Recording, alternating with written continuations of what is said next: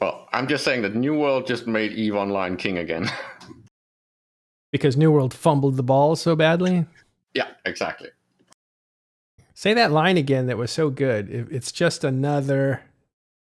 Well, it's just another end-level power rush game now. It's just going to be an endless sitting there waiting for new content and new content and new content. And in that, it's going to resemble all the other MMOs. All the stuff that was supposed to be their unique selling point is completely gone.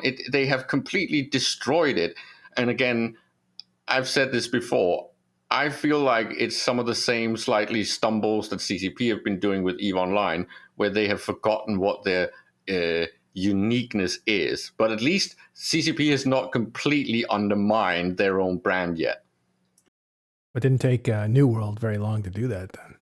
No, it's because they were so new to the thing, and the whole narrative of how the rollout of New World was, it's like, to some of us that's been playing MMOs for quite a while, it's like, this is just a rerun.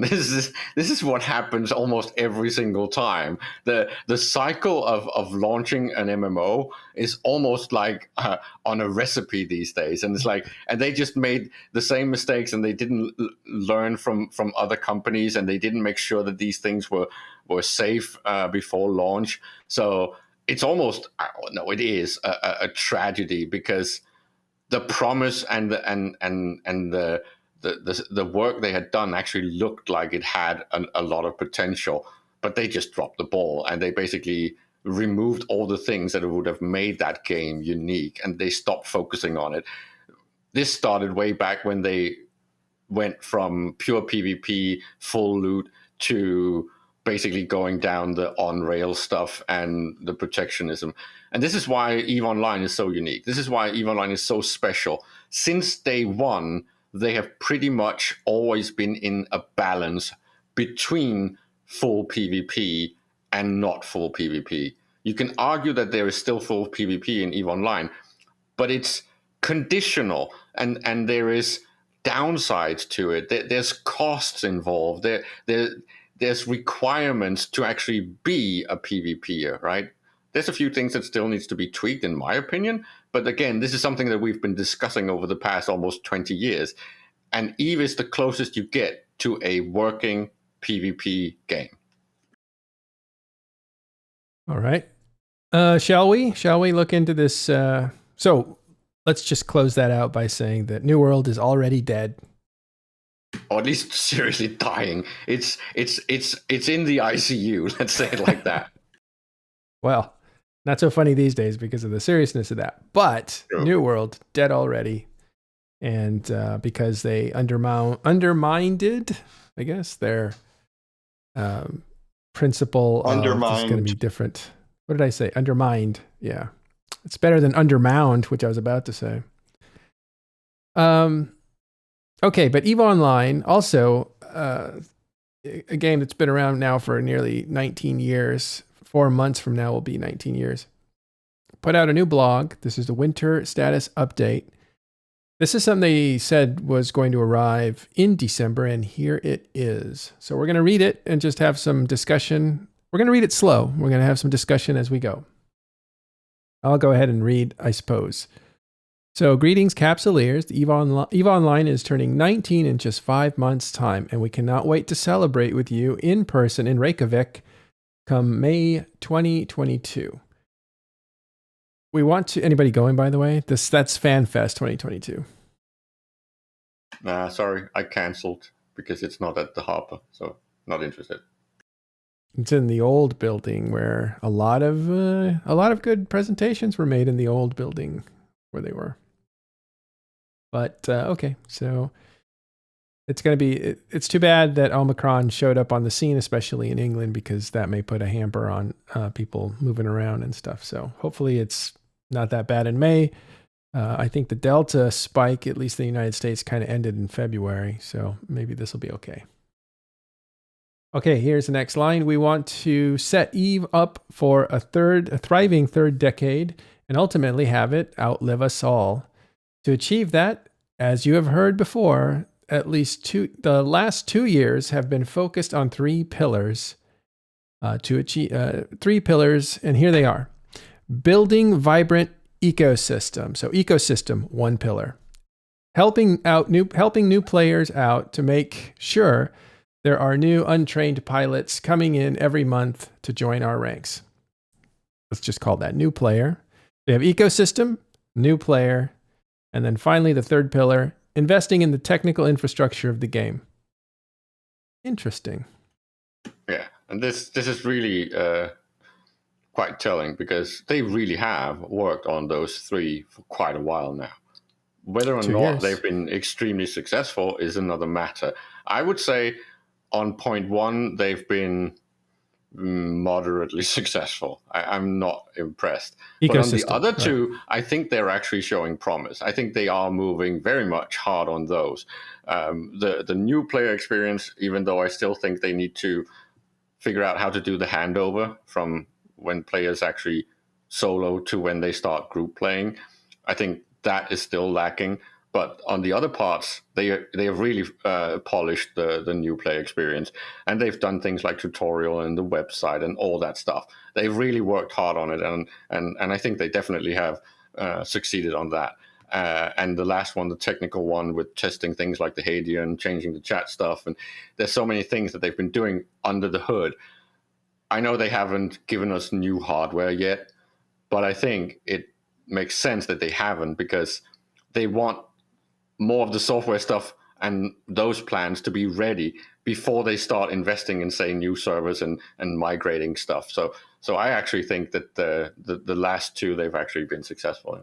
Well, they did give us a Mac client, pretty cool. That it's, we call those adjacent users, because there are people who want to play EVE Online, don't have a PC or don't want to be on a PC. And then there's some language stuff that happened over the last 2 years. We have Japanese localization, Korean localization. Again, adjacent users, opens the game up for more people. You do have technological advances, not just tests about future server technologies, but I think the big deal was the 64-bit client. That might have been more than 2 years ago, but that was a big deal. It's allowed for a whole new level of memory use when you play the game, which really kept the client from crashing during a lot of these big battles. They still have a ways to go, obviously, because we've seen crashes inside of the game when it was very important that the game not crash. And I'm not just talking about M2 or MTAC2. I'm talking about, was it YTAC-0, where you had, there was a high stakes fight and the server crashed. And when the server crashes, it gives the victory to one side. So I need to inject here for a second, Matterall, because you didn't do it. Wow. Nice to have localization in Korean and Japanese, but still, seriously, CCP? Spanish. Hello? Spanish. Millions and millions and millions of players in the world. 400 million. That the Spanish-speaking world has actually gotten internet now. So could you please get around that and finish that? Thank you. Echo's already beat Eve to it in the Spanish localization. Yeah, Eve Echoes, the mobile game, has way more languages than Eve Online. But you know what's interesting? I looked at this from a YouTube perspective. There are certain countries that have more money, basically. And those are the countries you want to hit. And that would be the United States, UK, Germany. I'm sure Korean's in there too. I'm sure Japan. But it's almost like, it's not really the amount of people that are playing. It's the amount of people that will spend money for entertainment. And that might be why Spanish is a lower priority, which kind of sucks. But I think that YouTube does it that way. Like the affluent countries get a little more, well, it's a different equation for YouTube. But I know that CCP caters to people with money. You can just say that. But that's all that internet can't be entirely true, right? Because all internet does.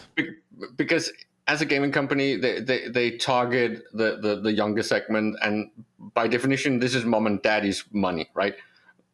I'm just trying to argue that if you're targeting what would be your core demographic in EVE Online, which is basically at least 25 or above, and sometimes even above 40, if you want to target that demographic, there's just numerically way more in Spanish-speaking countries, and these people have their own salaries and their own credit card. So the whole logic is backwards. It feels like it's just tradition or habitual thinking, as if they still think we're in the 80s or something, and that Middle America and South America doesn't have internet. It's like, come on, these people have plenty of money for you, CCP. Yeah, it doesn't matter how many people there are in the country. What matters is how much money they have. That's why Japan got localization before South America does, right? Because Japan has a massive economy and many countries in South America do not. But that's a demographic question, right? If I sort the demographic by income brackets, there's still going to be more Spanish people in the high income bracket than there is income bracket of that in Korea. But it's not because of numbers. It's a budget problem, right? You're going to put a huge effort into developing a language for a game. It's got a lot of it's not just a game you can just translate. It's got a lot of language that needs to be interpreted, not just translated. So if you're going to do that, it's the same argument. Hold on, if you're going to do that, speaking that language, it's still going to be cheaper. Fine, 400 million people is a lot of people, but if you don't think you're going to make a return on investment, then you're not going to make that investment. I don't know if that's their thinking. Otherwise, it's a no-brainer, right? That's a lot of people you could reach. And we're big advocates for Eve in Espanol and Spanish, obviously. But I'm just trying to think why haven't they done it yet? That might be a reason.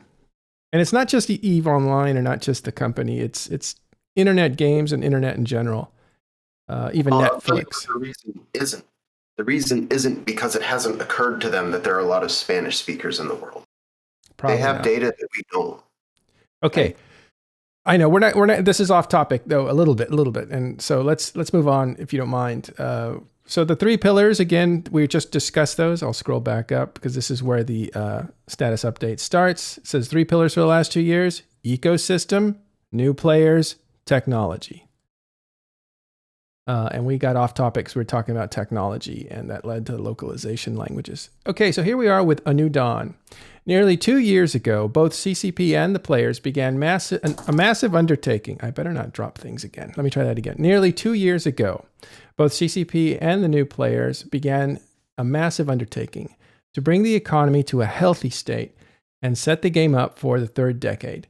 We understand full well, and it was not without challenges and hardships, and while Eve players are well known for being the most resilient problem solvers in gaming, we were aware of the strain it put on you, the players.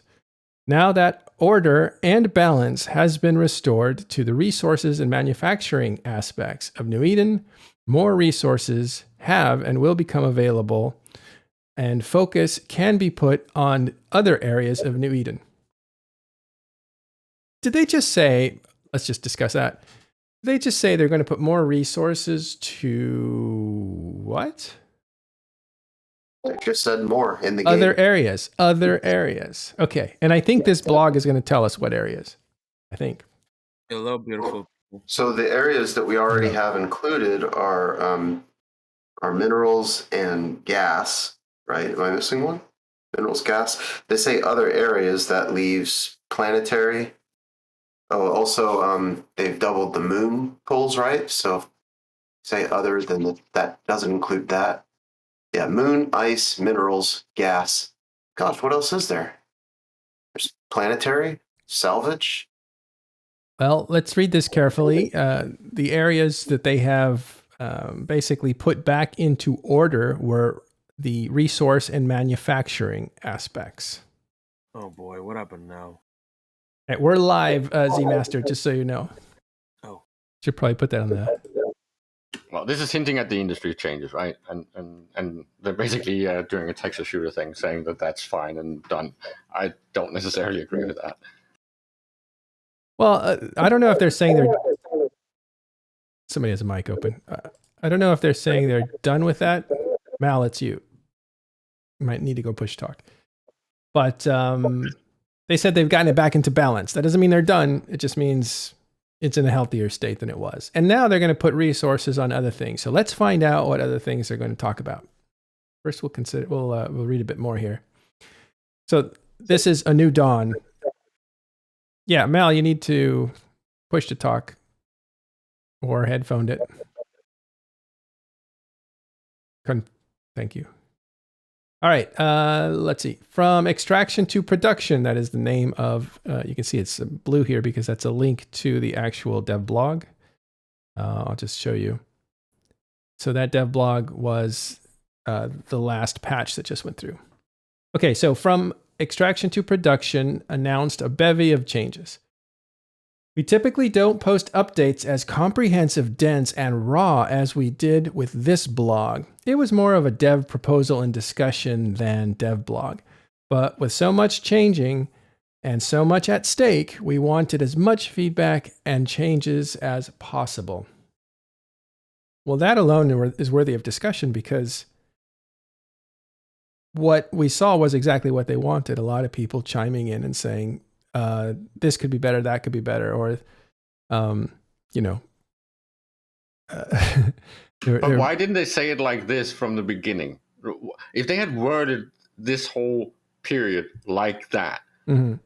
they would have had a completely different response from the player base.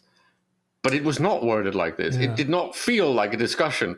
It felt like a strong talking to by mom. Like, mom is going to come and give you your medicine. It's like, okay, thank you.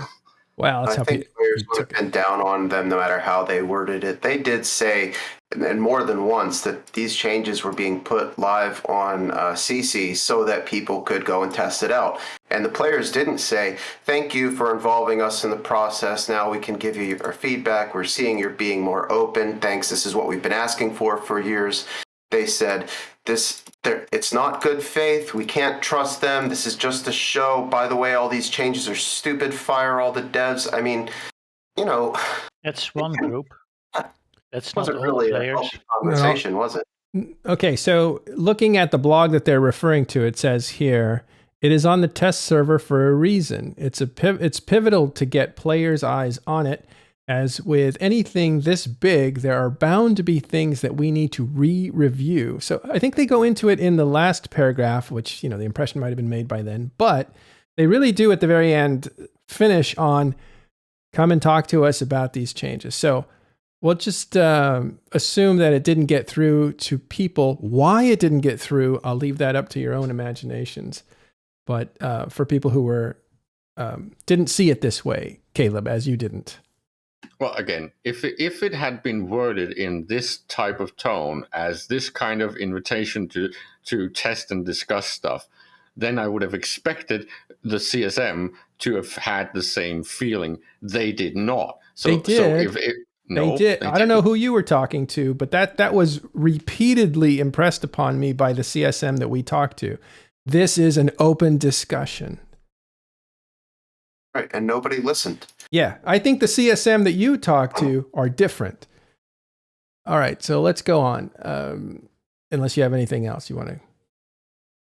I just anyone that don't think that this was a problem can go back and read the actual CSM Discord and see how the debate actually went back and forth and what the CSM members said, because Sure, there was like, okay, we might change some things if there's something that's actually completely wrong and bugged or things like that. But that's not the same as an invitation to have an open discussion. It still felt like mommy's going to give you your medicine and you're just going to take it, and we can't discuss a second opinion or where things might be fundamentally flawed and need to completely change, right? They basically said, okay, we can tweak some numbers, but not fundamentally discuss things like the vertical integration thing, right?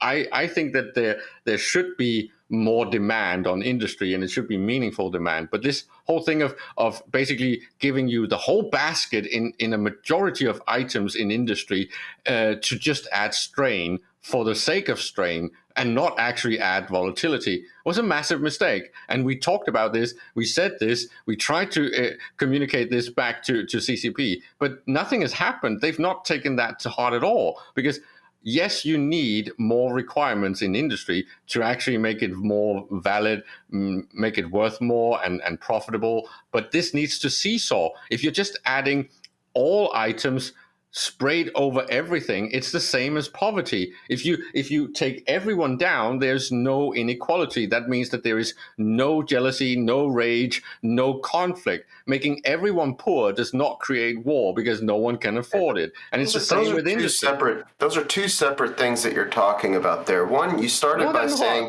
that CCP doesn't listen. It wasn't an open discussion, and then you pivoted to we need more bottlenecks in industry. I agree with the second part, but the main complaint that players had about this open process where we go and test things on CC wasn't that there are no bottlenecks in production. That was your main complaint.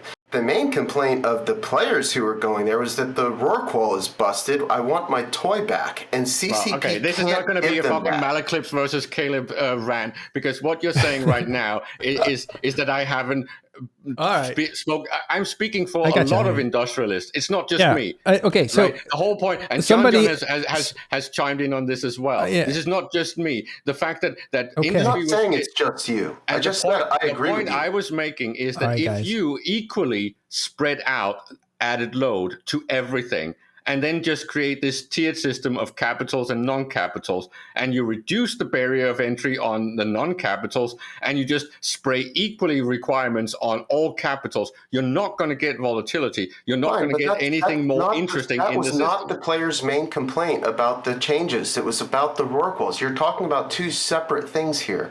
Okay, I agree with you about the volatility and need more bottlenecks in industry. We both do, you used to do horizontally integrated industry. I think you're right about that. But there's a fact of the matter about what players were discussing about the CC proposals, and it wasn't that.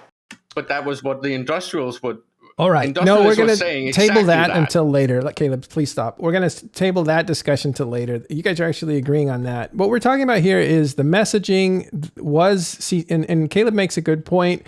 If they had messaged it the way, this is a wide open process. If they had done that effectively when the dev blog came out, there wouldn't have been such a backlash. People would have saw it as a cooperative effort. And it says here at the end of that actual blog, I'll just read it to you, Caleb. It is on the test server for a reason. They're talking about the patch. It is pivotal to get players' eyes on it, as with anything this big, and they say it, they know it's big. There is bound to be things that need to be re-reviewed. So, as mentioned before, we encourage all Capsuleers to dive in and explore the changes and join our discussion in the forum. Now, that did happen. Players joined the forums. There was a lot of discussion on both sides of the issue, and they ended up, I think, making a better patch between the two of them. But there was a lot of extra that went on to it that gets a lot of attention. We'll leave that on the table for now. We can argue about that any other time. So here it was. Let's move on with this one, and we're talking again about the status update. So they just talked about from extraction to production, the dev blog that we were just showing you, and the patch that just came in. So continuing on the dev blog, here we go. On that note, it has been a lively few weeks, right? We just had a lively few minutes. We've been listening, discussing, and adjusting based on the comments and responses. A huge thank you must go out to all the players who started conversations, like we did, Caleb, and provided constructive feedback on the forums, podcasts, blogs, streams, Discord communities, like Talking In Stations, and elsewhere. We'd also like to thank CSM16, with whom we've been working with on these changes since August, and for providing valuable feedback and context for upcoming changes. All right, so good job, everyone. It was lively. This is an epilogue that should have been the prologue. And this is really what I'm saying when I say this is sad. If this had been the tone initially, I think people would have felt completely different, and the way they would have given the feedback would have been way less and way less dramatic. And I think people actually quit that should have stayed around. Can I ask you something? If there hadn't been a call to Riot and Jita 6 hours after the dev blog came out, because these changes were abhorrent to the people calling the blog, and a lot of nullsecers went there, at least 2,000. Would things have turned out differently? Yeah, it would. If they had messaged that, would that not have happened? If this had been the message way earlier, then the riots would never have happened, because people would not feel like they were being forced into something. They would have actually felt that now we can have a discussion, not just us players between each other, but also with CCP, right? Because give you the example, right? With this whole thing with that's going to come later with compression and waste, the discussion we've had, most players agree that the idea of having some sort of wastage in there is something that is very much Eve. But it shouldn't be something that is in space when you're sitting there pulling that lever. Then it should feel like a reward, not a punishment. So you think everyone agrees on that, and point. CCP just ignores that. All right, so you think that people felt... Hold on, Mal, please. We'll never get through this. So I'm just wondering, what you're saying is that the reason that people got upset is they felt punished, not rewarded when they were promised rewards. I think that's what you're saying. Okay. I'm more saying that it feels like it's backwards, that they are giving us something and saying, this is what we're going to do. And then, but we will have a small discussion with you. How about you give us this information earlier before you start too much work? Because CCP is doubling down on waste, and just calling it residue doesn't change anything. It should always have been actually a bonus. Incorrect. It should always have been a bonus instead, to make me want to push the button. All right, I'm sorry. I just want to talk about the messaging, because that's what the difference is. Yeah, that's the thing. It's like everyone agrees that the way CCP announced it could have been a shitload better. There's no question about it. Everyone agrees that the way I don't agree with that. I don't agree with that. Well, no. The way they worded it, it had put a lot of expectations on a lot of people's thoughts, saying, okay, it's going to be back to prosperous straight away. And it's not. We've still got another big patch to come even after the compression one. They never said it would be immediate. They never said that. Yeah, let's find out. No, they never said it was immediate, but they did say it was at the end of. It firmly ends in quadrant 4. All right. They basically they worded it in such a way that a lot of people interpreted it another way, which it wasn't intended. And that's always the thing. Control that. I agree with you. They didn't actually say, and so. Being that they didn't some people took it that it was going to be immediate, other people took it that it was going to be a test. So that default quadrant 4, that takes months. A quadrant takes months. If somebody thought that, it's just like Artemis said on an earlier show, if anyone thought that CCP was going to release this patch and it was like flipping a switch and now you're rolling in ISK again, they were deceiving themselves, and they have themselves to blame for their disappointment. Nobody promised them that. Nobody. They promised prosperity. After Jan, we're done. For certain gameplay styles, it was going to be a harsh nerf.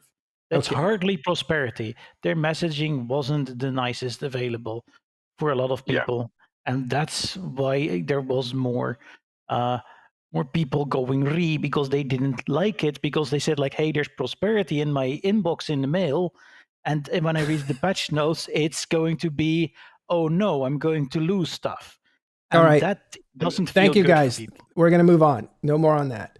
All right. So mining is the cornerstone of mining is the cornerstone of New Eden, and mining ships across the board are now stronger and more efficient and more accessible.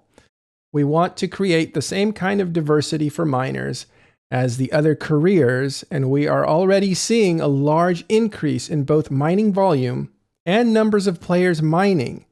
This also opens up possibilities for the future, especially as it pertains to dynamic distribution or future mining. First of all, there is some information there. You have more miners in space, and you have more stuff being mined. Now, it is a new patch. People might want to play with it. You might see those numbers soften a bit. I don't know, but that's pretty promising.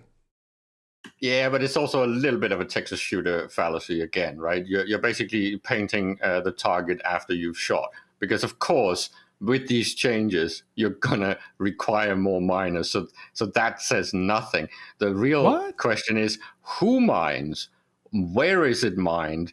And what does that mean to the demographics of EVE Online? Why does that matter at all? No, it's changed. It's like you're no longer going down the path of dedicated Orca mining fleets, dedicated Rorqual fleets. the number of miners on the field are pretty much still the same. It's just the meta of how they're doing has changed. So the players with the max skill hulks are creaming it on everything. It's like as soon as they get a decent boost on them, those things are just monsters. Yes, the gameplay with those have changed because now it's a little bit more of a clicking game because you've got to empty out those ore holes a lot faster because basically every time you do a cycle of both the miners, you've only got stuff all left or space left in your cargo, so you've got to get jet cannon. So there's a lot of jet can playing with the hulks. Well, you can downscale to the others, which will do the job, but they won't do it as good. The one thing that it still hasn't been addressed is the skiff and the procurer. Well, what I was implying was if this is presented as a macro number, it doesn't really make sense. This needs to be spread out and explained in demographics and in player types and in locations. Otherwise, it's slightly meaningful and it's basically just stating the obvious. I want to know what is the average relative income increase for miners across the board. Where is that higher than elsewhere? Is this actually benefiting certain groups more than others? Because otherwise you're not really showing numbers. You're basically, it's like saying destruction numbers in EVE Online is up or down. That doesn't really make any sense unless you're saying where, with whom, and why. There's a two-edged sword on this. One is, yes, there is an increase in ore coming in. And basically, if people are prepared to spend a little bit longer time on the grid there's even more ore available coming off the grids. The downside of it, which is the second half of the two-edged sword, is because there's going to be more ore coming in and more minerals coming in, the prices on the markets is where the real test of the situation is going to be. Is the volume of the more ore coming in going to decrease the prices, or are people going to start hoarding it and then increase the prices? Let me ask. So it's all right. It's one that's going to be an interesting one to figure out. We got it, Drago. Chanky, you're a miner. Oh, yep. What do you think? Large increase. This is what CCP says, and the first time we're seeing any data on this. Large increase in both mining volume and numbers of players mining. We haven't had to increase our numbers of miners because we weren't Rorqual mining in the first place, but we are getting 30 to 35% more ore than we were before in our sessions of when we're going out on mining ups. This is Go ahead, Mal. There's a bonus to people in barges and exhumers, but I'd like to point out that even though it's true, as we've heard previously on TIS, that that the Hulk can now mine just about as much as a Rorqual, you have a lot of players who have skills for Rorquals and not exhumers because the skill sets didn't overlap. So if you nerf all of the Rorquals by 33% and then you buff the Hulks, it's not the case that you'll get like an even distribution of mining. They can't just retool into exhumers in a day or two, right? It's a months-long train, and there's a significant gap there where the amount of mining in New Eden should decrease sharply, right? Because it just takes time to retrain. But people have skill injectors. People have already alts that they didn't use because those people were like, hey, with these Rorquals, I'm going to stop playing because it's not fun anymore. My playstyle got ruined. And they're coming back. That could be a reason as well. Well, they don't say that. Is that the way they present this data, it's not data. It's useless information. They're saying it's not useless. Increase in volume. Okay, that's nice, but volume how? Where? Large increase. And numbers of players mining. Yeah, that's expected since now they can't all be done by Rorquals. So again, I want these things, and I hope CCP goes back to the. But that's a good thing, isn't it? That it can't all be done by Rorquals. Isn't that a good thing? And it's something that we've begged for and pushed for. But the point is, unless we break these numbers down and start talking about them, and we can't do that if CCP won't disclose some of them. This is in the old EVE, we would have presentations at FanFest where the developers would actually show us which ships were being destroyed, where mining had changed, and how much mortality rate was actually present. We need to share and discuss these things. And since Quant left, I don't feel like we're getting a lot of discussion about what is the data actually. And of course, as players, we can get some of it, but it's going to be extremely fucking flawed data. Well, okay, maybe that's why they're worried about you poking holes in their data, that they describe it as large increase in mining volume and number of players mining. So that way they have some wiggle room. Well, in the last 2 years, we've been at war. So if it's up over the past 2-3 years, that's to be expected regardless, right? Yeah. Well, and also, but you've been at peace for 3 months, so I think that's what they're comparing it to. With the post-war is a lot of mining. Go ahead, Shanky. Sorry. With the way that they've worked, some of the bugs have happened, like the sites not despawning because of the residue. So have they been including the number total mined? Because technically, when you do the residue, it's leaving the site or not leaving the site. So is that being included? But there is going to be more mined because they increased everything.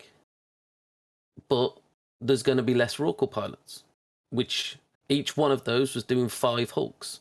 So you're going to get more people. Yeah. And so you might get Caleb on that. It's a slower build to get to the hey Omeka.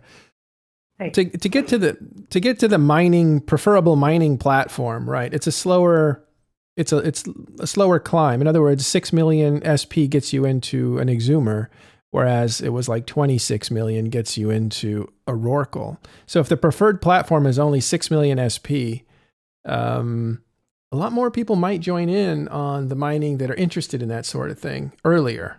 That might be happening. I don't know. Well, we'll see. It's early, right? But it's interesting to see some stats here, and that's why I brought it up. Okay, so a couple of things from the audience here. Ronnie Hugo says, I can't still build dreads, supers, or titans. So wars that matter to me aren't going to happen until that changes, whether or not we can get ore is besides the point. So we'll go on to the next paragraph here. Maybe this kind of answers that. I don't know. Attention, CCP here, back to the dev blog. Attention will be paid to production bottlenecks as they arise. Faction and pirate ship construction will be viable to undertake. For battleships, the approach will be to boost the power of those ships to be more in line with what they cost and complexity associated with building them. Battleships hold a great spot in Eaves history, and we want to ensure that they get a suitable place in the meta for both PvP and PvE. They don't mention capitals here. Oh, that's later. Yeah, okay, we'll get there. Areas of focus until FanFest, which happens, as you know, May 2022. So about 3-4 months. 4 months. Okay, it's time to look ahead. You guys agree with me, right? Should we move on? Time to look ahead. New Eden has strong foundations, so now is the time to look at the additions and improvements rather than removals. I want to say something about the previous paragraph. Oh. Buffing battleships is huge, right? Because a lot of people like to fly these things.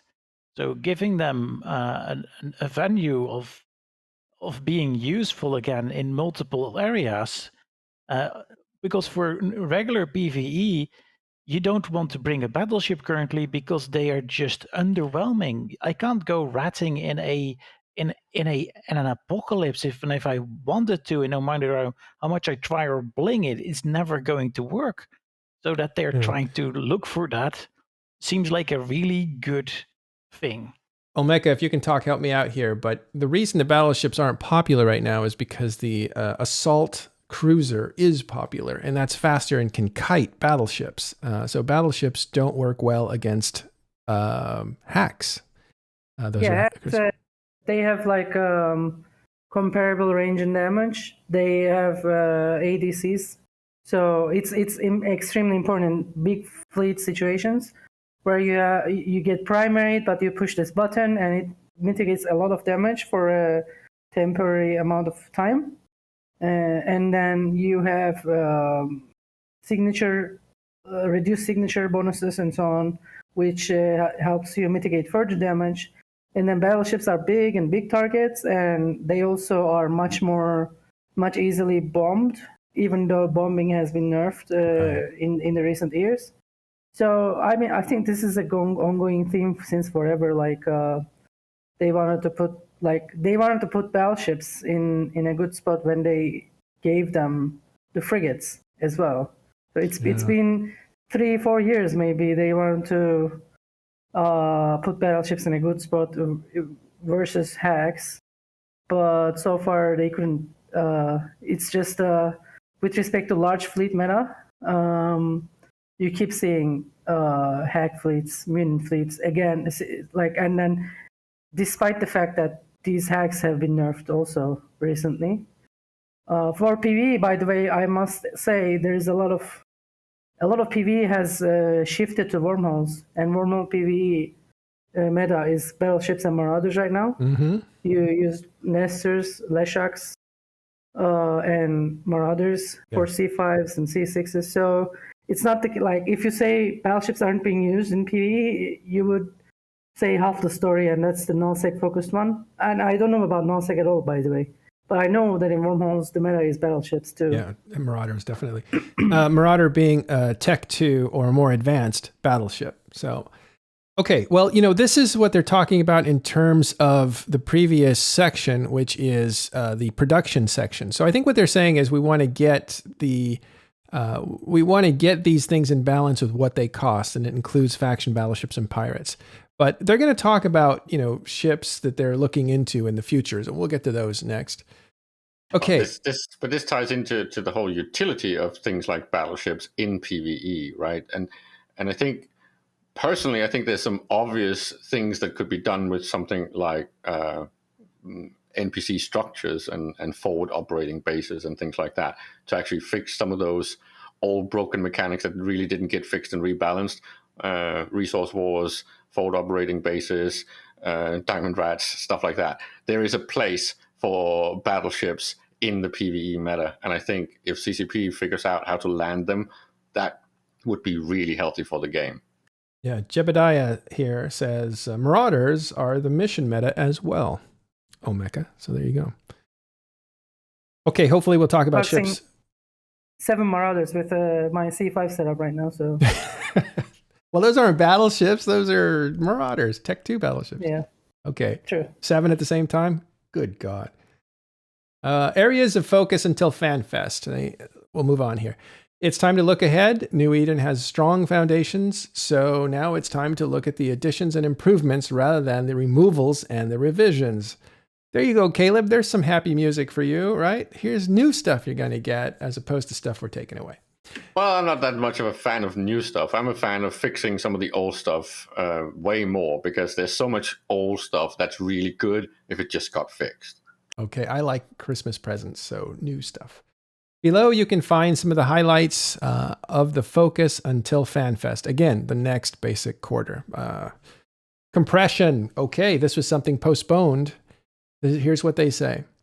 Since the early days of Eve, mining and industry has amounted to the following. Train these skills, fly this ship, fit these modules, and now you're the best. Too often, there was no choice because there was only one choice. And at odds with the rest of Eve, which is a high value on specialization and different options.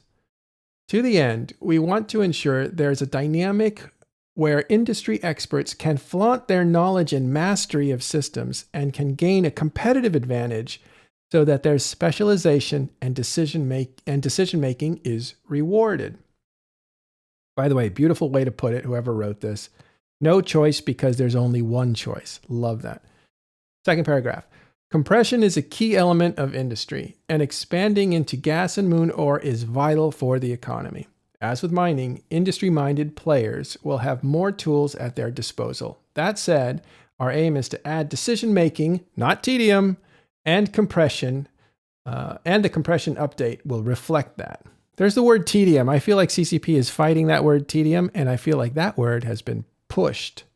But that's just me looking at media cycles. Oh, it's my least favorite word ever. I hate every time someone says tedium, because one guy's tedium is another guy's gameplay.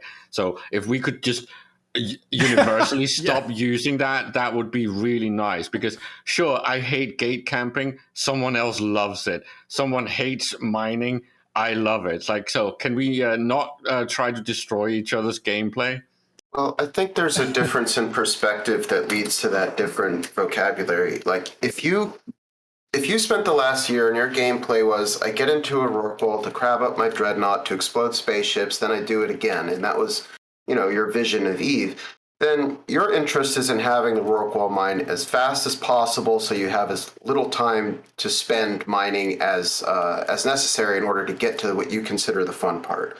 But there are a lot of people who play this game and who mine who have no real interest in the second part of that, right? In the exploding spaceships. They just like the steady accumulation. They find it relaxing. They like the immersion. And for those, what's tedium for the first miner is rather the point for the second miner, right? So I think it's telling that this phrase of weaponized tedium, I think that was first on Dunk's blog, and he's very much approaching mining from the first perspective, right? Let's just get people in spaceships as fast as possible. But that's because they're very either group or solo centric, right? So either they want to be able to do everything within their group without dependency on anyone else, or they want to do the whole, if I mine it myself, it's free. The problem is if you do not add these bottlenecks, speed bumps, and tedium along the path from, say, the bottom of the ecosystem to your finished product, and you're going out and destroying someone, well, then you do not have any interdependencies. You do not have a sandbox. You have a linear World of Warcraft clone. The whole thing that makes Eve unique is the fact that I might hate mining but love industry, but that does not mean that mining is some tedium that should be made easier so I can do it myself. Right. The point is that I should be able to pay someone and get someone else to do the other steps along the way. And every time these insular people that prefer to not deal with the rest of the universe say that this is tedium and should be made easier, they're basically just trying to cut away all the incentives for PvP.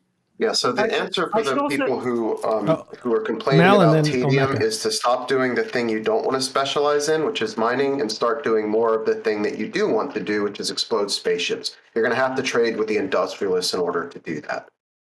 Outsourcing. Go ahead. I think it should be added that Eve is a very old game. A lot of activities inherently aren't fun. Say you're moving stuff with freighters and jump freighters or normal freighters, you're an industrialist.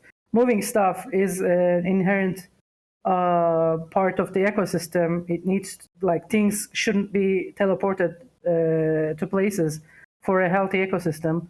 Then again, moving stuff is, when you do it, it's tedious, right? But is it? There's people that like doing that. I don't know. I'm not going to make any judgment on that. I feel like it's tedious, but the idea is, without this kind of tedium, maybe there is an alternative universe where every single activity is fun in themselves, including jump rating and industry, like clicking buttons, PI. It's super fun in an alternative universe, but it's not how this 20-year-old game works. But they still have to care about the health of the ecosystem, or else nothing is meaningful anymore, right? It's the fact that some of these activities are not fun to some players that creates value for the other players who want to do them. So, what I mostly do in Eve is I look at markets and I solve transportation problems. And you're right that moving freighters around is not I wouldn't describe it as fun, but it's a rewarding challenge to solve. And if it was just totally frictionless, there would be no value to what I'm doing. But since there is friction, somebody has to deal with me in order to get the things they want. They don't know my name personally, but they still end up dealing with me. That creates areas for specialization, for niche gameplay, and that to me is what Eve is about. It's not about just exploding spaceships. It's not another version. It's not an updated Pac-Man, I have another very good example of this. I've been AFK camping and bushing excavators, and both of those gameplays are gone. So I ended up with a lot of accounts. So I thought to myself, what can I do to create value? And I looked into PI, right? People say it's passive income. A lot of people say PI is a lot of clicks and it's tedious if you do it multi-account and so on. And then I looked into it and I realized I cannot scale it to 50 accounts. I cannot scale it to 100 accounts. It's going to be a lot of effort. It's going to be full-time work then, not passive income, right? And then because of all those clicks, and I cannot scale it to 100 accounts and nobody else too, those folk would do PI in their side accounts or maybe like across 5 accounts and so on and so forth. They have value now, right? They have passive spare income now. If it wasn't clickless, if it wasn't so easy, then people would find a way to scale it up to hundreds of accounts. For example, skill point generation is like that, right? So it's not interesting gameplay at all if you're skill point farming, right? So without this kind of tedium, there's no value in the game anymore. So people often say they want Eve to be more fun, and that means removing barriers. And I have a different point of view. I don't think Eve isn't supposed to be fun. It's supposed to be rewarding. That's a higher level of accomplishment. It's like higher up on Maslow's hierarchy of needs, right? So the thing that you're doing in the moment to get the reward at the end often isn't fun. It's the expectation of the payoff later on, and then the sense of accomplishment of getting it that makes it worthwhile. It's like John F. Kennedy said when we went to the moon, we don't do this because it's easy. We do it because it's hard. Right? And it's actually worse than that, because the gambler's fallacy and gambler psychology is really not about winning. Winning is not what makes you play or keep playing. It's actually losing. Losing is the whole thing that creates the whole span on your feeling of accomplishment. And losing your stuff in EVE Online is such an integral part of why it's still fun. Sure, it's not fun at the moment. Again, this is the same with the gambler. It's not fun when it happens, but when you then rebuild and come back and then you win after you've been losing, this is where you get the feeling of accomplishment. This is where the whole thing that makes Eve unique comes into play. Because I can just tell you, I have lost all my stuff and been part of crumbling organizations so many times in Eve, and at the moment it was horrible, but looking back at it, it was so exciting, and it's such an accomplishment to then come back. And I think many newer players might not exactly understand how exciting it can be to lose, to completely fail at something and then figure out how to fix it. I think Imperium knows the value of survival. I mean, they're probably pretty happy. and failing upwards. Yeah. Well, okay. And can I make like a really 5 seconds addition? Yeah. I think those people who use the tedium language at all, for example, Dunk, I think it's also understandable because they had their gameplay styles nerfed time and again, and they didn't have in their play styles, they didn't have exciting stuff for a long time. So they just were introduced with harder ways of doing things and then nothing to be excited about. So I understand that as well. It's just you could see their point of view of not having enough carrots. Yeah, that's a legitimate point of view, but the tedium language is I think it should be carefully used because this is kind of insulting. It's insulting to other people. But also, the point of this compression paragraph is that when you create complexity and things that slow down a process, you create expertise of like Mal's ability to analyze a problem and succeed at doing it faster. And that's what they're saying here is when you do that, you expand gameplay for people. It's not necessarily tedium, it's expand the profession. Make the profession too hard not to dedicate yourself to it, and you will get people who dedicate themselves to it. And that is rewarding because it gives away status. By the way, Caleb. And we have to remember where this came from, because this was invented by players, and then it has a long history going all the way back to actually building missiles and for 20mm guns to actually move a lot of raw materials a lot easier and faster. This is all about logistics and arbitrage, and I don't feel like this current iteration actually lands in the right place. I agree that there should be some sort of time speed bump limitation, but in general, it doesn't feel like they're thinking of this from a big universal macroeconomic point of view of how is compression supposed to work. It feels still like a battle between the never nerfers that just want it to be easy to ship all their stuff from point A to point B, and then of course the complete opposite, which would be the truckers that are supposed to actually make money on every jump they make with these raw materials, so they are actually valuable. I feel like the big discussion on how it's supposed to work in Eve has been lost in the battle of game design back to the 420s and instant compression versus blueprint-based compression and all that stuff. It needs to be something that works. And I think CCP needs to deliver something that really makes sense to both sides. Because, of course, it's not supposed to be horribly tedium like 48 hours of compression, because that's just dumb, where you're forced to sit there and be baiting in space. That's just dumb. But it shouldn't be instant. And people that keep saying, oh, why can't it just be instant like it always was? Well, because it's not balanced in an ecosystem point of view. So can we please have this discussion where we agree on something that benefits everyone? Yeah, okay. Can I add something to that? Yeah, real quick, yeah. Basically, it's like everything in Eve. It should be, for everything you do, for the reward, you have to have some sort of risk or loss. Now, with compression, the way that they're putting it is they're giving you very high compression on these ores, but it's going to cost you. Either it's going to cost you a little bit of time or a little bit of wastage in that compression. But the amount, like you look at some of them, they were something like 1/16 the size they were beforehand. So it's a plus on the sense of, okay, if you're doing logistics, as Caleb said, it's a big bonus because you're going to be able to ship it around a lot more than you ever were able to before. But to do that, it's going to cost you the time to do the compression and also a little bit of wastage. The wasted side of it and the time side of it, they're countering it by skills. If you have the skills, you reduce those two factors. But you've just taken it away from logistics, right? So that's a problem. Well, okay. Well, not necessarily. It's like it's made logistics a little bit easier because you're now a ship that could only carry, say, 500,000 cubic meters. Now, for that same quantity of ore, is only chewing up 1/10 of what it used to chew up. So you're actually carrying 5 times what you used to carry logistically in one ship. That's a good point, Drago. I actually want to focus in on that later in the week. Talk about. But that fires compression. 80% of the truckers.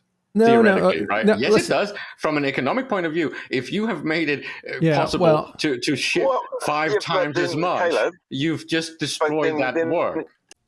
But then again, Caleb, don't forget, if the guys are mining properly, they're getting 40% more ore out of each field. So it's like they're actually being able to carry this extra ore that the miners are going to be able to get with the ultimate meta once they sort it out. All right. So it's, yeah. Finish your point. Okay, I'll assume you're finished. Daddy Deep there in chat says, I move loads of stuff, and it's a real part of the game. It's part of how Eve should work. So, yeah. Yeah, I just want to point out that while we've talked about how important it is to have specialization and how specialization requires friction and barriers in order for it to exist, from a macroeconomic perspective, though, you also have to consider that the primary bottleneck on Eve's economy is manpower, right? Is hours of labor in the game. And the hours it requires to do something that you used to be doing for a smaller number of hours, the more work people have to do, so the tighter that bottleneck gets, right? EVE Online's economy is already shrinking. It's been shrinking for the last 2 years. You make things harder. Okay, there are some benefits to it. I'd never disagree with that. But you're going to further constrict the economy, and EVE Online's economy is already in a pretty grim spot, to be honest. I'm not sure that is true. We talked about this earlier. If you're just looking at the velocity of ISK, we were doubting, or not doubting, we were talking about how it's calculated. We don't know what the parameters are. Well, we kind of do, but regardless, you can't use one macroeconomic parameter to say anything about the health of the game. But we just had an example of actually compressing that much more into one freight. Literally means a reduction in man hours required to move that stuff. So you've basically sped up logistics across the board. Is that healthy? That's something we should discuss and actually look at. Because yes, but you have to be in CCP space doesn't actually put in a compress. plan to get these things into a healthy state, just making it easier for organizations to move shit around is basically making someone else unemployed. Not, Caleb, there's another side to it. You take into account that example I gave you. You've got a freighter now that is carrying 10 times what it used to carry. So that freighter now becomes an even juicier gank target.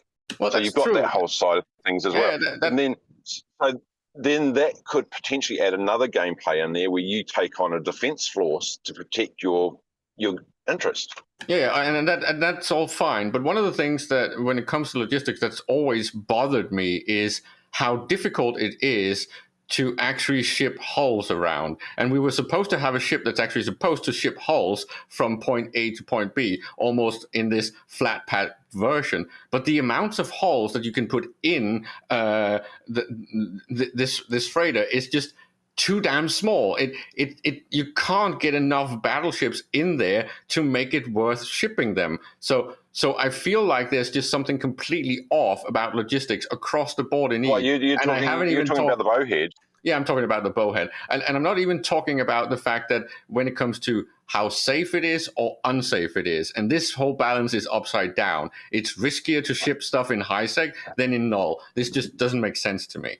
Okay, we're going to... This way, the bowhead, I can ship freighters in that thing into trick space. You can't get freighters into trick space without a bowhead.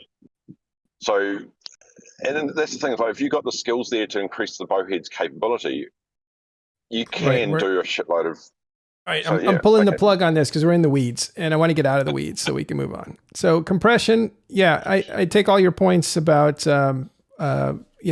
compression actually makes haulers less valuable, whatever. But the point of this whole section here, and it'll be repeated, I think, in the future, is to expand gameplay for people and create expertise. So let's get to Rorquals. During the Age of Abundance, a few hundred Rorquals were outperforming the rest of the universe combined in terms of mining yield. That's incredible.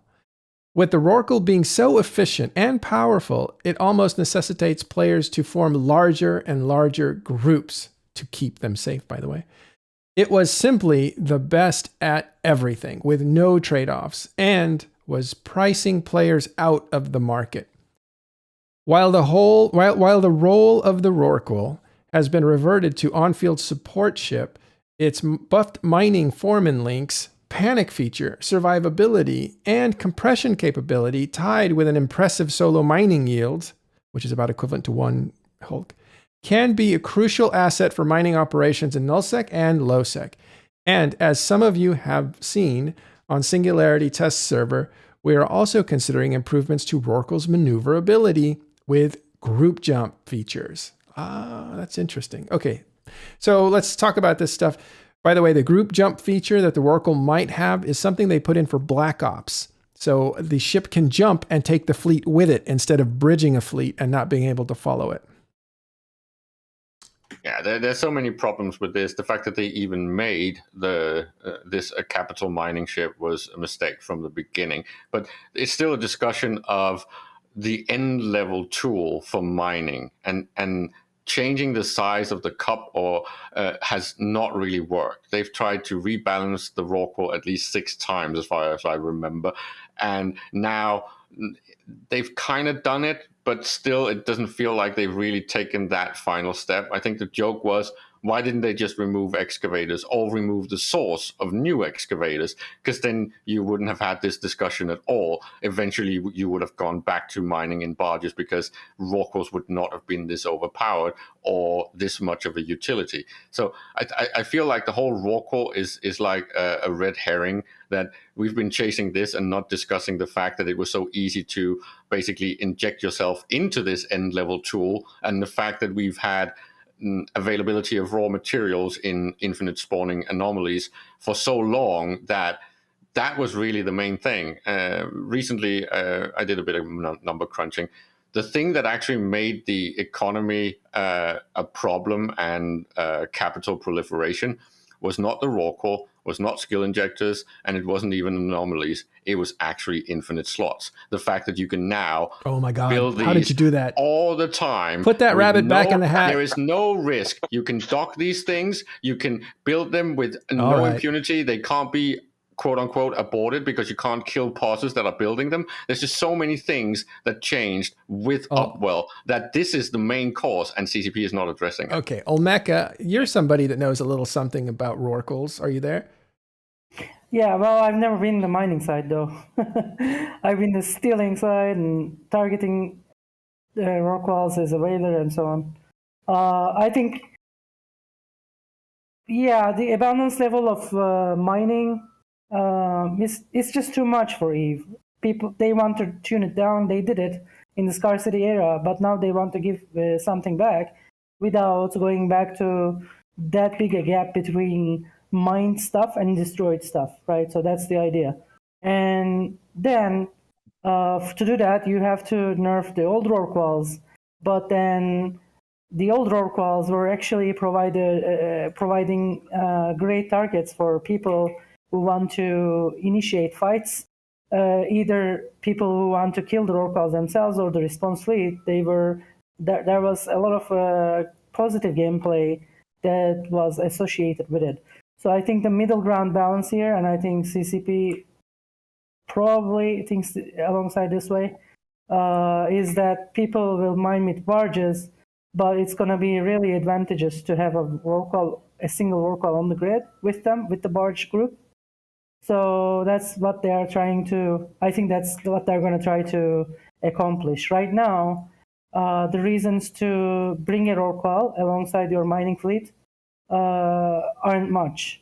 Maybe in different situations, if you multi-box 45 machinas, you're going to bring a rorqual to save them with one click from a bombing run. But those are like outlying situations. At the end of the day, the game benefits from some amount of rorquals being on grid in space, providing targets for other people. It doesn't need to be the case that regions shouldn't be crammed with hundreds of rorquals. Like, say I hunt rorquals and I go into a region. It doesn't matter to me if there is, say, 10 rorquals mining in it, and then there is, say, 200, because eventually I'm just going to catch one or two, and then people will begin to dock, So there's just a healthy amount needed in the space, but not too much, and that's the balance I hope CCP is trying to achieve. And I think this has achieved it. Yeah. That's the thing. It's like everyone has for years always said that the rorquals have been overpowered for what they are. The description doesn't even match what they were used for. Like the original description said that it was basically the ultimate industrial support ship for mining fleets. Hence the reason it had all these extra bonuses for fleet actions. It was never designed to be the ultimate miner. No. Well, it's just evolved into it. It also did, when they brought the crabbing beacon out, people were putting the crabbing beacons in asteroid fields and using rorquals to do it. Yeah. And you look at the number of times that you see rorquals as combat ships versus being used as a mining ship. And that's I have no problem with them doing that, because it's a command ship. It's basically the ultimate command ship you could ever get your hands on, short of going extremely bigger. So why give it the extra bonuses with mining when it's not really designed as a mining ship? It's a command ship. And it gives you all the bonuses. You can dock up your fleet inside it in its hangar bay without any issue, and everyone can get into their combat ships that are sitting inside it. You can put it into safety mode. It's the ultimate fleet command ship. And I don't get why. I get why a lot of rorqual pilots are pissed over the changes, because, okay, now they can't walk away from their PC and let the rorqual mine everything because they've got to keep an eye on the rest of the fleet now. But that's what the rorqual was originally supposed to be doing anyhow. It wasn't meant to be an AFK miner. It's the same as the Orca. The Orca was never designed to be an AFK miner. It was supposed to be the rorqual scaled down version for high sec. I think it was when they redesigned it. It was very much. Yeah, when they redesigned it, yeah, but that's a case of they catered to certain groups bitching and moaning about things and saying, well, we've got this ship which should be able to do this, that, and the other. And as soon as CCP did it, it caused a massive imbalance in the whole mining side of things. I think and it's been like that for... Sorry. One thing that can be added here is that it's right now it's too late, but 3 years ago when CCP sat on the table and thought about how to fix mining, apparently the route they went was, reduce the anomalies, nerf the roll calls and so on. And then instead of touching the rocks and the ships, what they could have done, because they had so many years, could have been revamping the entire mining thing. So mining is right now you go on a with a very core gameplay loop perspective, you go on a rock and you click F1, target, click F1. There is no other. There's so little. Like you drop some cans and then compress it and so on and so forth. But there is not much complexity. If they could revamp mining mechanically, then that could have been a good way to distinguish rorquals in a way that you need them on grid, but they don't necessarily cause so much ore being pumped in the system, right? So instead of touching the ship build materials and everything else, the rock compositions and so on, they could have mechanically touched revamped mining, and then could have created, for example, just on top of my head, rorquals could have separated chunks out of actively played, separated chunks out of the rocks, and then those smaller chunks could have been mined by smaller ships, and so on and so forth, right? So even with a small tweak mechanically, and then that would be a much more active way of mining, which in the end would have reduced the amount of multi-box mining, which I think is the best place to address the mineral spam in the game. Yeah, right? but they've already done that by switching from rorquals to excavators. They've already required more player attention to their ship because you can't multi-box as many excavators as they did. But what I meant was, they did, but then now they're finding it really hard to find reasons for rorquals to be on grid. But this is because, again, they've undermined the actual potential for building gameplay by adding convenience, right? Because as you just said, Omeka, they could have redesigned this. But if you go back, one of the things that you would have potentially done if you wanted to redesign it is you would have to redesign it based on the range of, say, drilling lasers for different mining ships. And then you would integrate something like tractoring and how you can move big roids around and what size of roids and what mass can be moved with what force of tractor, and maybe even being able to shoot a roid and actually split it into two smaller ones so you can actually move it, which would require a certain amount of damage there. So let me finish. There's so many things when it comes to active mining that could have been done, but because everyone and their mother wanted easier AFK, more convenience, give me bigger range, make the belt smaller, make the roids bigger, all of these things has just been power crep or convenience and quality of life crep to death. There's no way for CCP now to, in a meaningful way, add gameplay like what Olmeca is asking for, because then everyone will come out and say, but now I can't sit there because I can't reach the roids. Like, well, that's working as intended, mate. It's so you can either go up to the roid or you can stay near your defense where you can get your shield buffs and where you can get your boosts and stuff.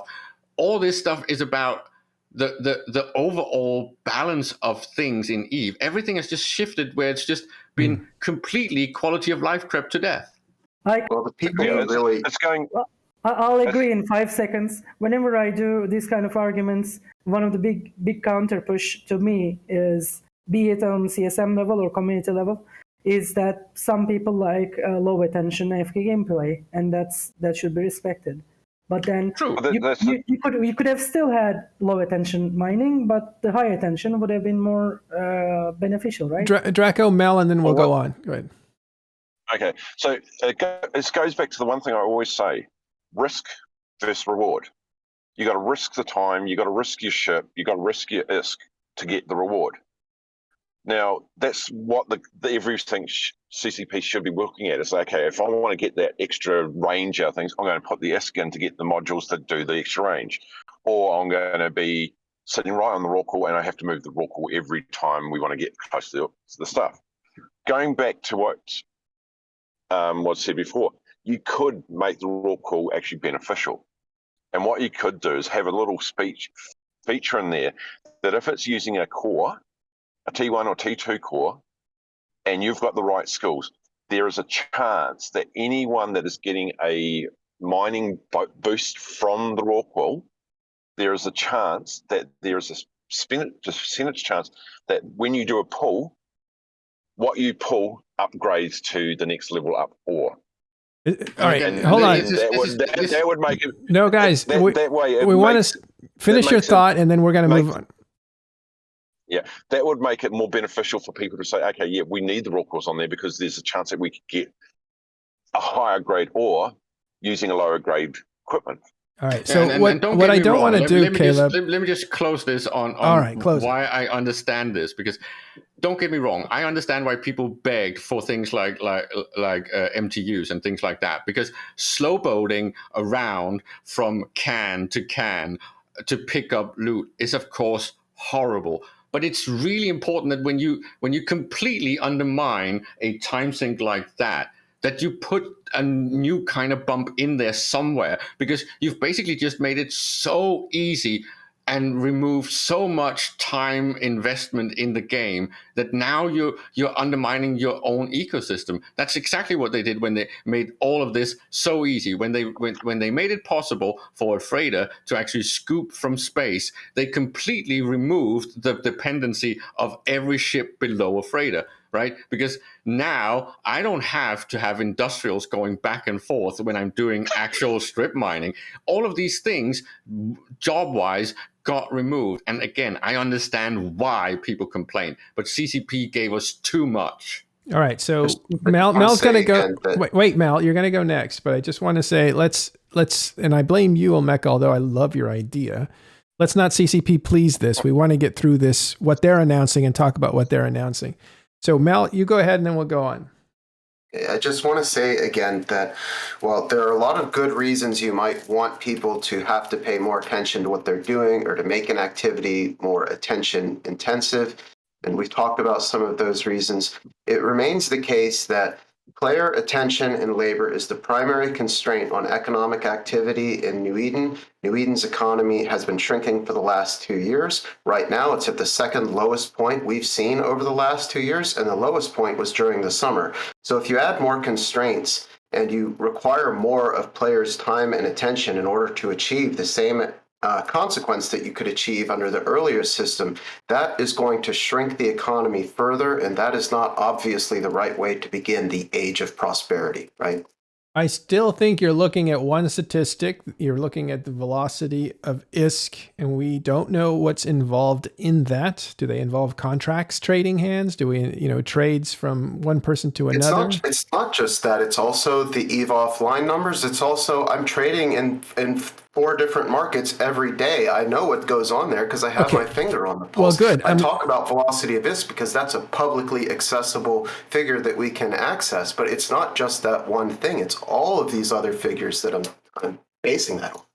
Right. But we thought JITA was getting soft. It wasn't as powerful as it was before, but we saw that activity was moving to other areas. So saying the economy has been shrinking or is dying or whatever over the last 2 years, I'm not sure that statement can be made with a ton of confidence. But your larger point, not dying, shrinking.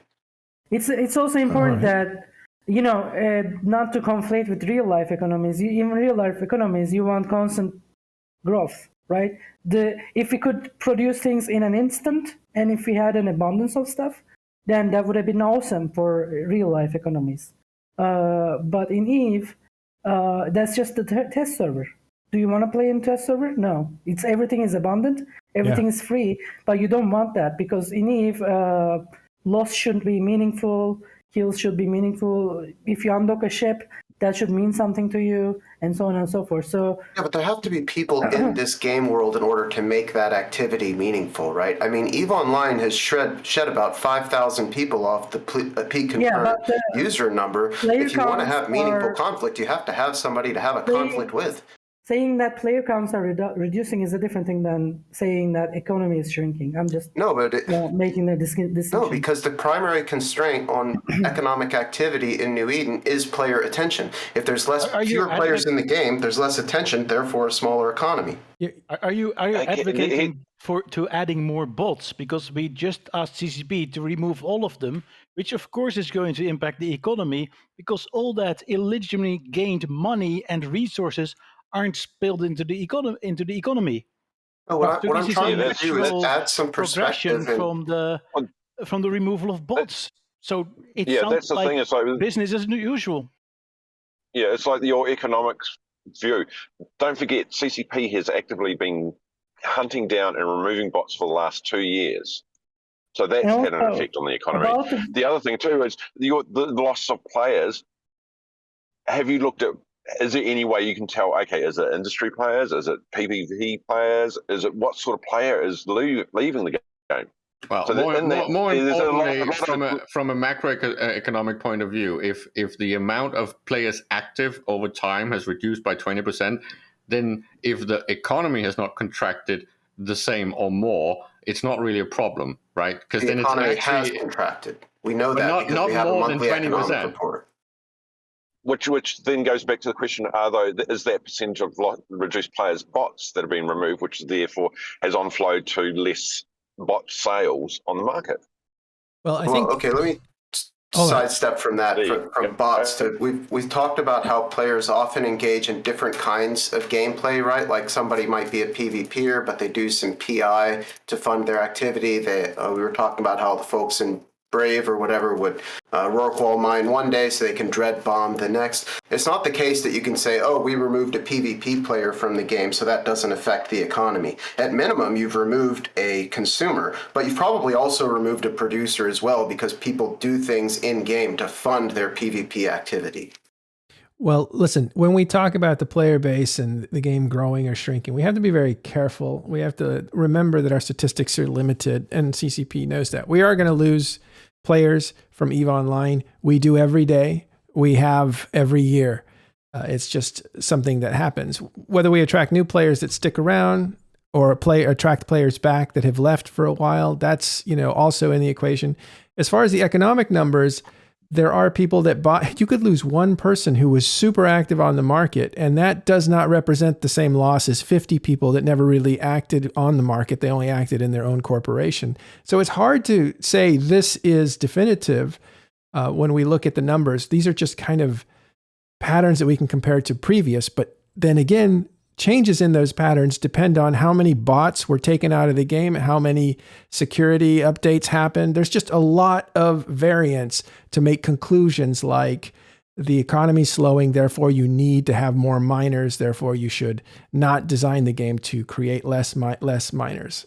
Exactly. That's and about the velocity of ISK, there has been market changes, right? So people don't -1 ISK warfare anymore. Right, that's many reasons for that change. Yeah, that shrunk the size of the economy too because it became less lucrative to do trading. And at the time when those changes came out, Oz came on the show and said this would be good for traders. This is the people who know what they're doing will make more ISK, and he was dead wrong. That change kicked half the traders out of the game, and it impoverished the ones who are still here, as Z-Master can attest. Pull him out. if he had his mic on. That was your cue, Z-Master. You missed it. All right. I'm falling asleep right now. Okay. All right. Go back to sleep. I'll fluff your pillow for you. About trading, by the way, I think it's a legitimate fun. Like it's an interesting gameplay, but there's always a interesting worry about so much value accumulating in the hands of like very, very big players. Right? There's no comparable money in anywhere else actually in EVE. So it's interesting whether that actually makes Eve more fun for everyone else, or not. And seriously, CCP needs to take out things that are sold in their next store from the economic indicators in EVE Online. If you are measuring something like the velocity of ISK and you include Plex trade, especially back when we were doing flipping of them like crazy, you're not going to have a real indicator of the health of the actual ecosystem of the game, because you're looking at 90% of the impact and weight is coming from RMT items from CCP. Yeah, that's actually a good point. All right, let's move on to capitals. I think people are interested in this section here, so let me read it for you. So this is capitals in the future. Whether you're planning to fly them or build them, capital ships represent an aspirational goal for many players. A well-orchestrated dread bomb should be a cost-effective counter to the capital, to other capital and super capital classes, and we see time and time again the amazing fights that these create. As industry changes settle, the material required to build these ships to ensure they are both cost-effective and replaceable will be reviewed. In addition, more capital-oriented combat sites are on the horizon, which you already may have seen a glimpse of in the Winter Nexus event. We look forward to working with the community in the future to make sure these sites will be rewarding enough to be worth the risk. So they're not done fiddling with capitals yet. If you're a Dreadnought pilot and you feel disenfranchised for the last year's change, well, stay tuned. Might be. I feel like it's more about capital exclusive PvE content and less about material cost or the power of the ships. Yeah, also, if you don't know, right now, I'm losing track of where these things are as the price points are, but the build price for a super capital ship is way above, the build price of a super capital ship is way above the actual selling price. And that means that you can buy a super carrier for about 40 billion when it's, to build it from scratch will cost you about 70 billion in materials and time and taxes and everything. All in. I just feel like we're discussing the cost of these things and proliferation, but we're not discussing the fact that what I feel like that CCP has been doing with capitals over the past many years is basically taking away their teeth and making them grazers. What is supposed to be a predator that kills other people's stuff, they're now the player base is like begging for these things to be cows that run around munching the fields. Like, why are we not asking for utility back in these things to make them actually sharks that can kill stuff?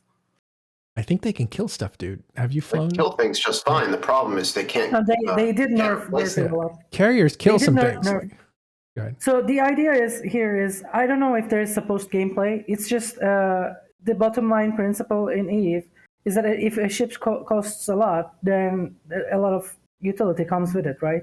And then in the Abundance era, these capitals were designed to be rare, but then they became mainline ships, and then CCP nerfed it, and now they are expensive enough to be rarely used, but then they are in a nerfed state. So with one hand, CCP does one change, and the other hand undermines it.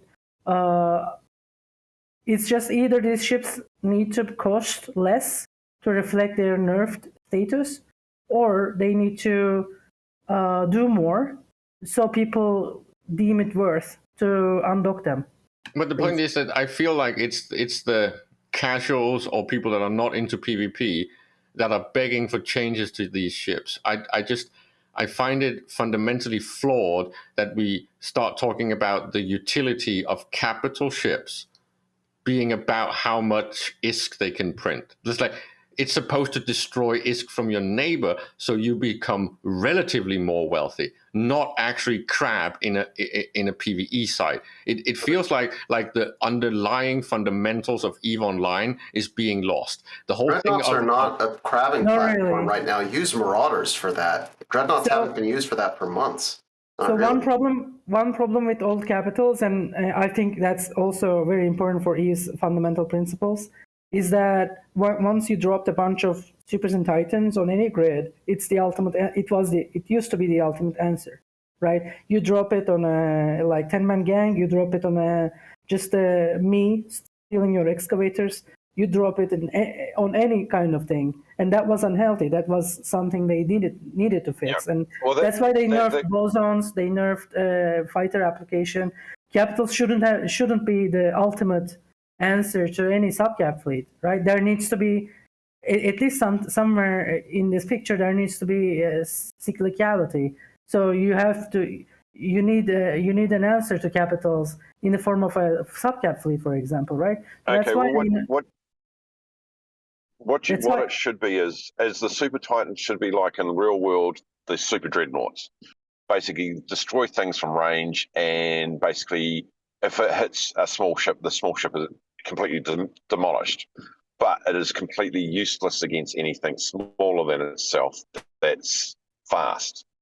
And that's the thing, like, as I missed who said it, dreads aren't used anymore in crabbing sites. It's the Marauders. And that's the way it should be. The Marauders should be a threat to the Capitals. The Leshak should be a threat to the Capitals. The Capitals should be relying on smaller ships to protect themselves. Yeah, but if a Capital does land a shot, and if a Capital does land a shot on one of these subcaps that is a threat to them, yeah, that subcap should disappear in a blast of smoke.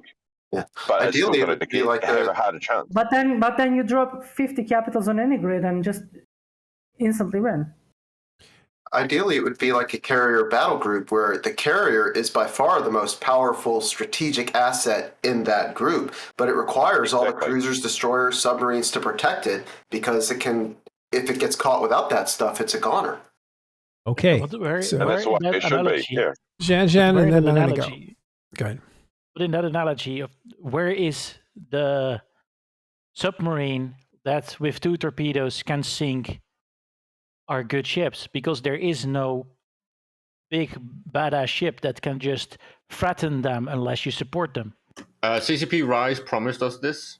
He promised us a super bomb platform, but we never got it. That was a joke. But okay. He promised heavy bombers. I mean, there was talk of heavy bombers, but again, I mean... Oh, wasn't that a joke? No, it wasn't a joke. It was a fairly serious discussion. It was a discussion. It was even in the panel. People even brought the heavy bomber from the Star Wars movies into. But the idea is those worked out great. For that kind of meta, you need to rework entire ship line of Eve, not just capitals, and that's a huge project, right? So hold on, Drago. The immediate requirement right now is that people need targets in space for content. I think that's the bottom line, not how you and I think what the ideal Eve should look like. The bottom line is there needs to be capitals in space, so content may emerge. And then if it's done by PvE, then so be it. People will protect those capitals, hopefully, and then there's going to be fights emerging from that. And that's fine by me. All right. There appears to be a goal for that, right? It says here, more capital combat sites on the horizon. That'll get capitals out if people want to make that PvE money, basically. And also, they're going to review what it takes to build them. And that's why I brought up the costs, being that a super is at 70 million and can sell at 40 million. Huge disparity there, right? There's no reason to build a new one. And until the 40 gets closer to the 70 and they equalize somewhere, you won't see people building for the market or even private sales. You're just going to see trading among players that still have the ships. I think that's what they're looking at. So maybe expect prices to come down. To replace, right? This is very much the key, because if the people that want to have these is so they can actually go to war and burn them and destroy value and risk their own value, there needs to be a proper way to replace them, which is not so expensive that it is disproportionate to the amount of fun had, right?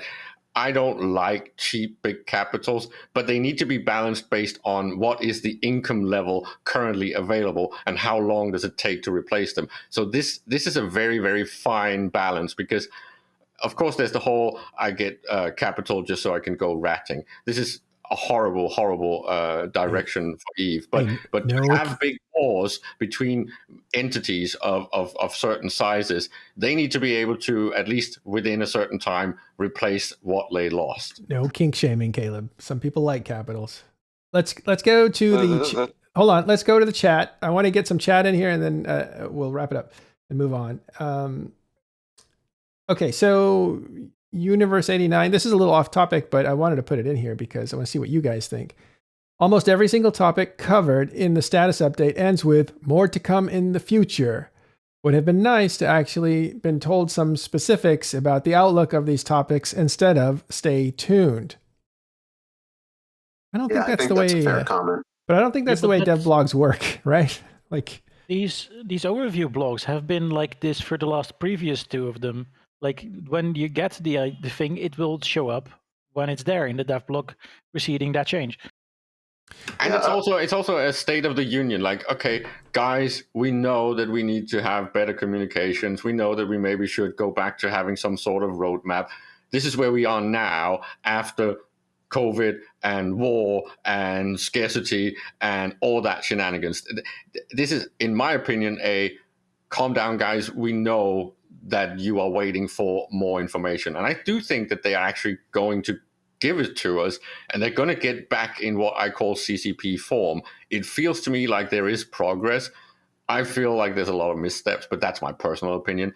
But this is a good dev blog. I like the writing. Nice. I like the direction. I like the whole feeling of where we are moving now. Of course, it helps that the New World has failed, but that's a different topic. That was at the beginning of the show. Hey, don't take it off topic.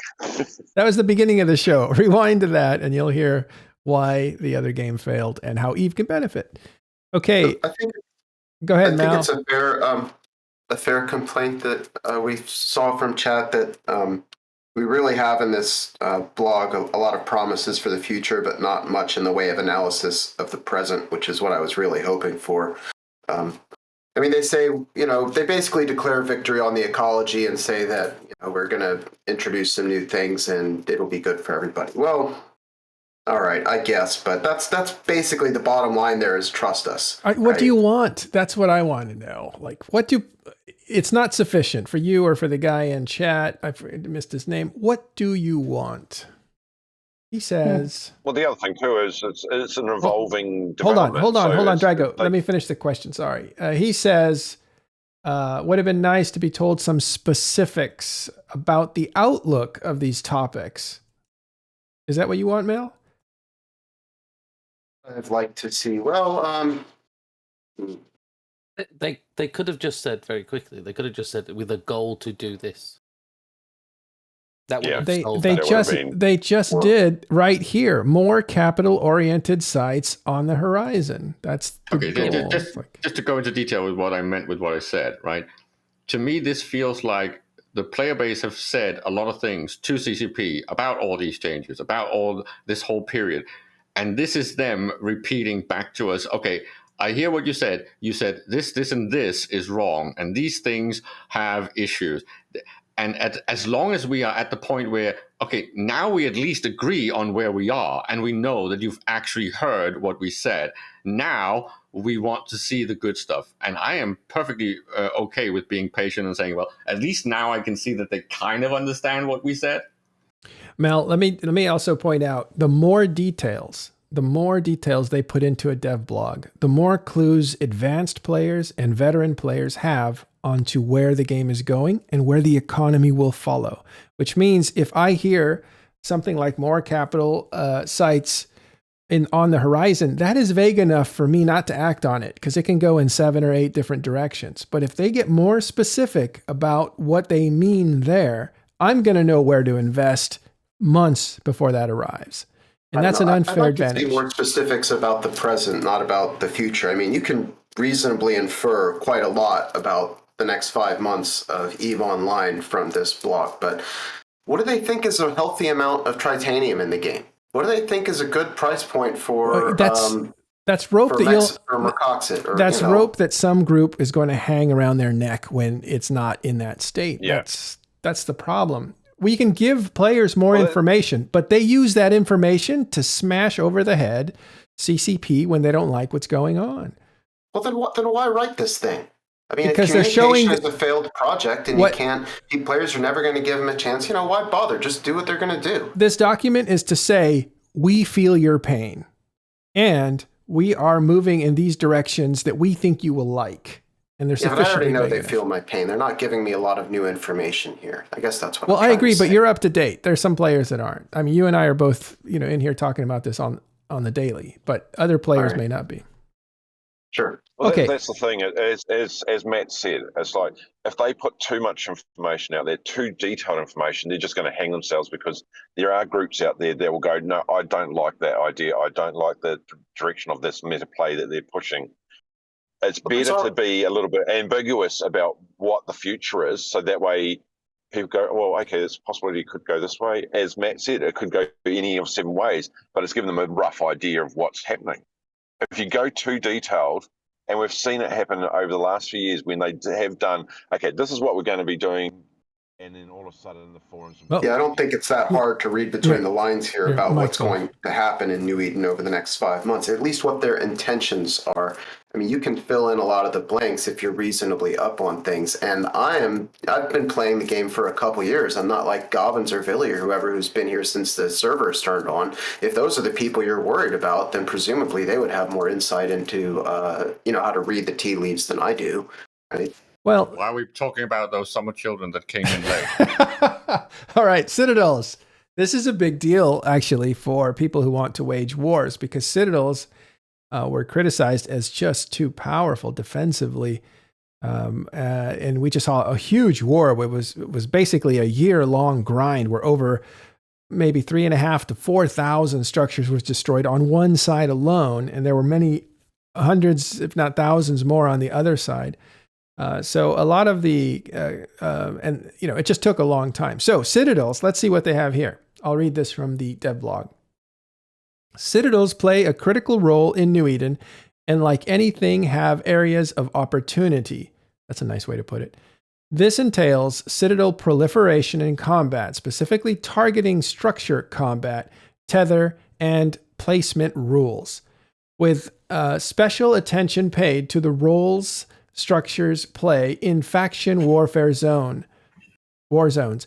Many of these topics were raised by dozens of New Eden's most talented and prolific fleet commanders across all areas of New Eden, and with large undertaking like this, it is important to listen to all points of view. Interesting stuff there. That's a callback to that manifesto that some of the top fleet commanders in EVE Online wrote maybe 6 months ago, and they agreed that upwells were problematic. They were too defensible. There were too many of them. The tethering was a content killer, and I don't remember all those specific points, but there was like 14 points that you got fleet commanders from all over New Eden to agree on, and CCP kind of ignored it at the time, or they didn't respond to it in an obvious way. Here they're responding to it. They're saying, all right, we're going to put that on the agenda, and we can look forward to some new balances around upwells in the next 5 or 6 months, I think.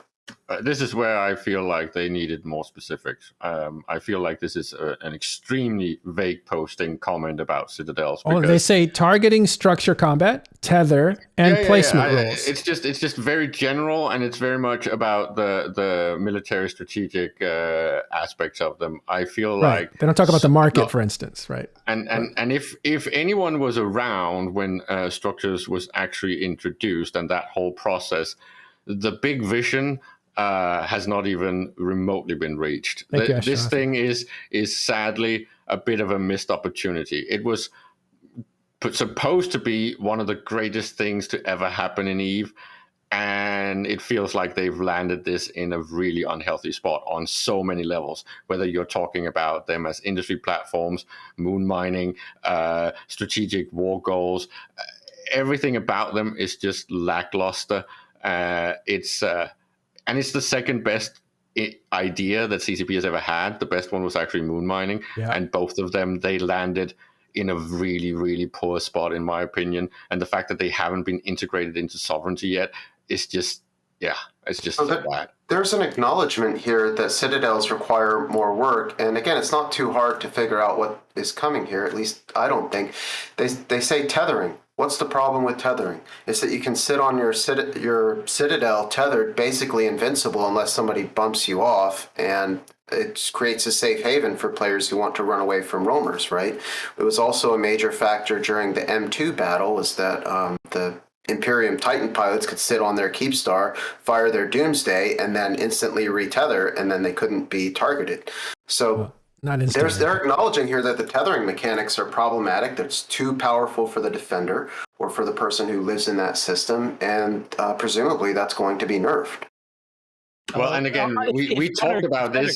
We talked about this before they launched. Like, should it be infinite numbers of people that could be on Tether? How does this whole thing with bumping work? Should it be free and not fuel cost? There's so many things about Tether that was discussed way before we even got it into space. So this is not a surprise because it was launched lazy mode, unfinished, unbalanced. No, John, hold on. Impute people's motivations. I don't think it's about that. They needed to sell Upwells and Citadels at the time. They had to make it attractive for people to want to build them. It's not the case that the CCP devs are just lazy or stupid or whatever. I mean, I just don't buy it. They have a different set of motivations than you do as a player. Got it. John. Wait, hold on, Omeka. John wanted to say something, Omeka. Go ahead.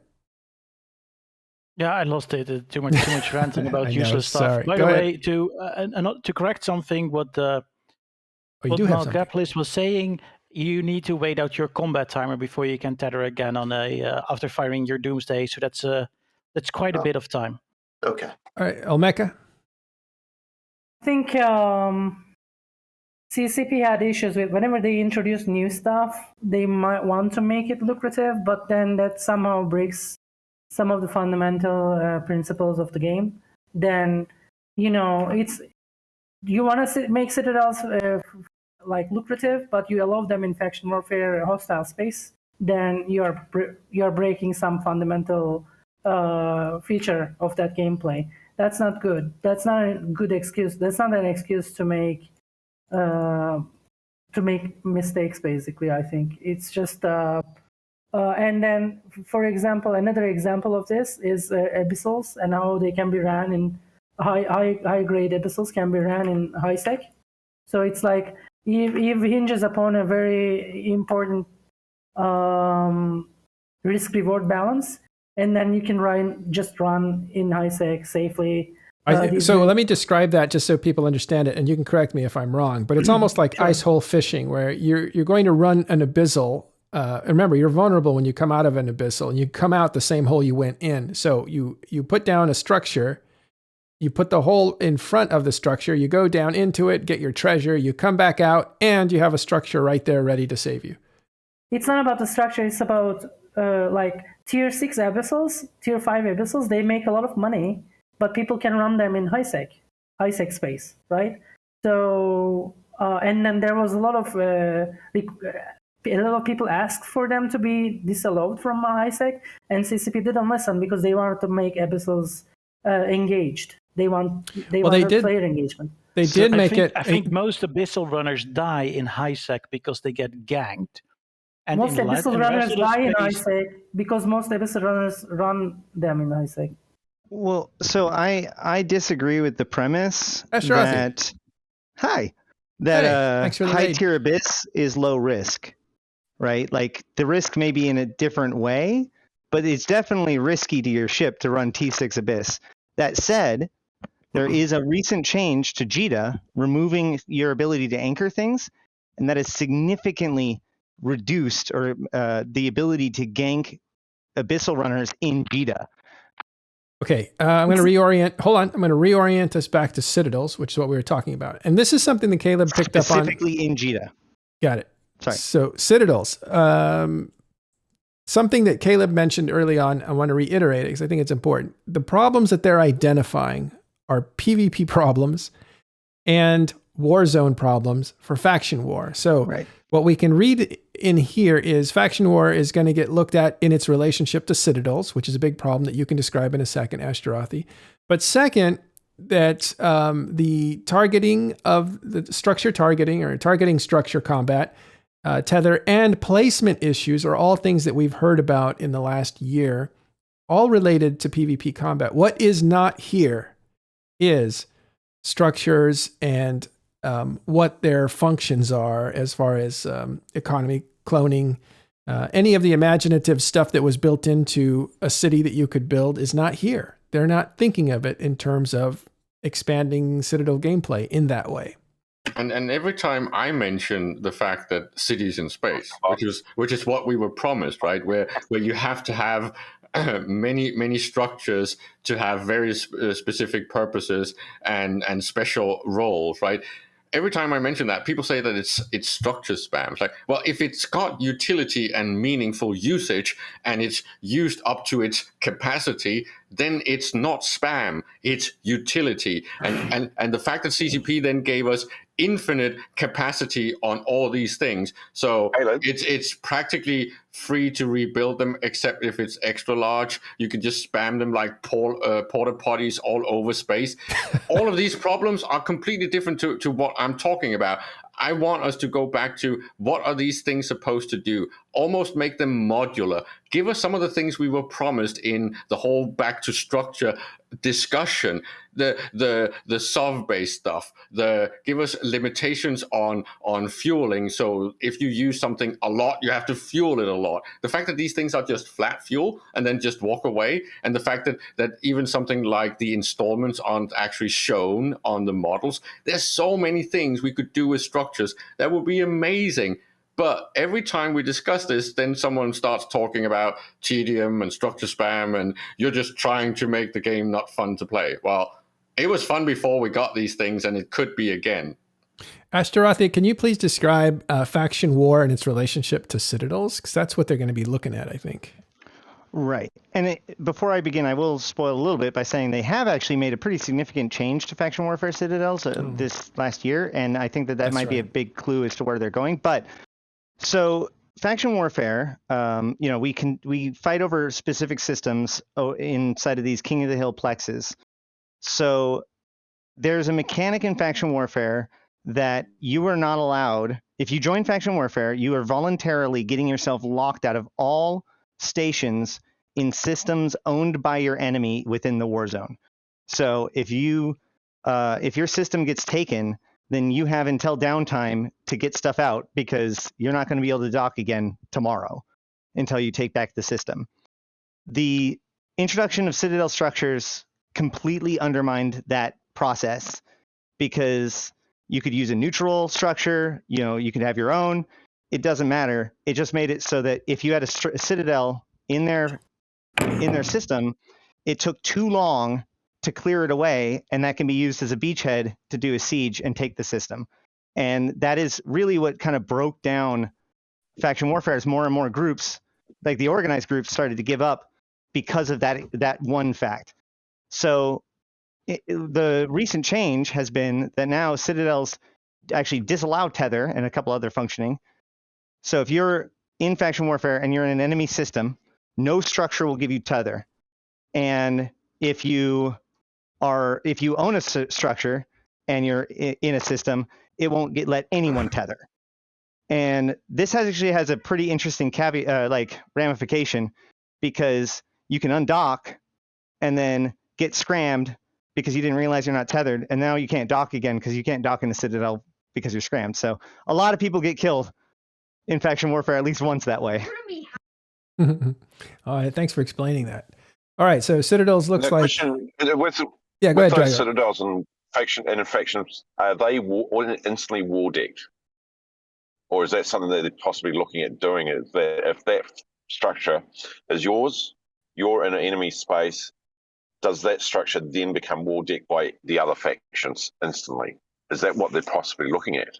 When any player that's on the other faction will be able to engage it without any issues from the Concord or anything else? Faction warfare is only in low sec, so war decks don't really matter. Anybody from the opposing faction will be able to attack anybody. Well, yeah, but people who are parts of different militias can freely engage each other in high sec. Yeah, and that's where I'm going at, is will it be effective in high sec as well? Because if you fly through an enemy faction space in high sec, you are gankable by the opposition. And I'm wondering, will they transition that over to your structures in high sec as well that happen to fall into an enemy faction's space. We don't know. We don't know what they have in mind. Just faction warfare and citadels. All right. Let's move on to sovereignty. And I'll read this from the blog here. Aligning and improving sovereignty on how ownership is established across the universe is incredibly important to both new players and veterans. The plan is to create tactile in-space objectives for small, medium, and large groups in space to fight over, and allowing players who control space to decide what the space is used for, with iHubs playing a critical role. And here's the famous words, stay tuned for more on sovereignty. Yeah, that iHubs, that's a reference to dynamic distribution. They've talked about this a couple times. You want more Noxium in the system, upgrade with this iHub unit. If you want more Tritanium, upgrade with that one. I guess since they put this under the sovereignty subheading, they're thinking about integrating that somehow into sovereignty mechanics. It's all pretty vague here. Doesn't that seem You're a lot like what speculating a lot because they haven't said anywhere that it's going to be that way. Haven't they already done that though? Isn't that the way it worked before? The way it worked before. iHubs, you could increase the amount of anomalies that you could mine in your system. That's the way. Yes, but you couldn't. You could increase the amount, but you couldn't change their composition. Right. I see. What they were been talking about in prior interviews is that you could actually change the ore composition of the resources that you have there, so you can get more Mexilon or more Tritanium. So you can dial in what you want. Okay. Right. This has actually been something that has been highly requested by the nullsec, especially early, like a little while ago, because as they made it so that resources are locked to specific areas, they wanted to make it so that you can bypass fudge your area to kind of control what specialty you it's can. It's like ordering in after. takeout. Well, it's like configuring Why don't they go down the path that if you do put one of those modules in, instead of giving you the module, it gives you a percentage of getting that anomaly. So say you want say if you want a high sec ore in your null space system, it'll give you the option, but it won't guarantee that you will always get it. I just don't understand, why is this supposed to be some sort of system-wise modifier? Why is it the system sub-owner that decides what I want to farm on my field? This just doesn't make sense. When it comes to agency, this belongs on the platforms of players and on the ships mining. It should not be an iHub thing. I find the whole premise backwards.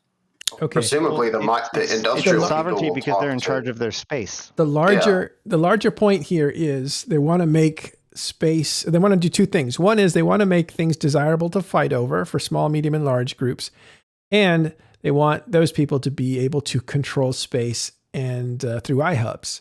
That's the larger thing. So it's not just mining that we're talking about here and the resource redistribution and dynamic systems that they've talked about.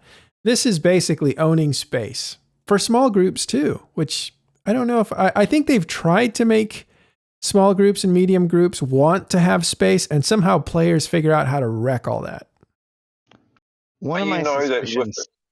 Sorry. You know straight away, as soon as something like this comes into play, they will find a nice safe system that's totally protected, and then they will put in there a PvE site that they know they can mine to the extreme with whatever meta they're running at the time. The same with the anomalies, the data sites and that. They'll say, okay, well, we know these systems are safe. No one's ever going to come and contest it. So let's turn that into a moneymaker and screw the system over again. It's opening it up to whereby they can use it to their benefit and not be contested.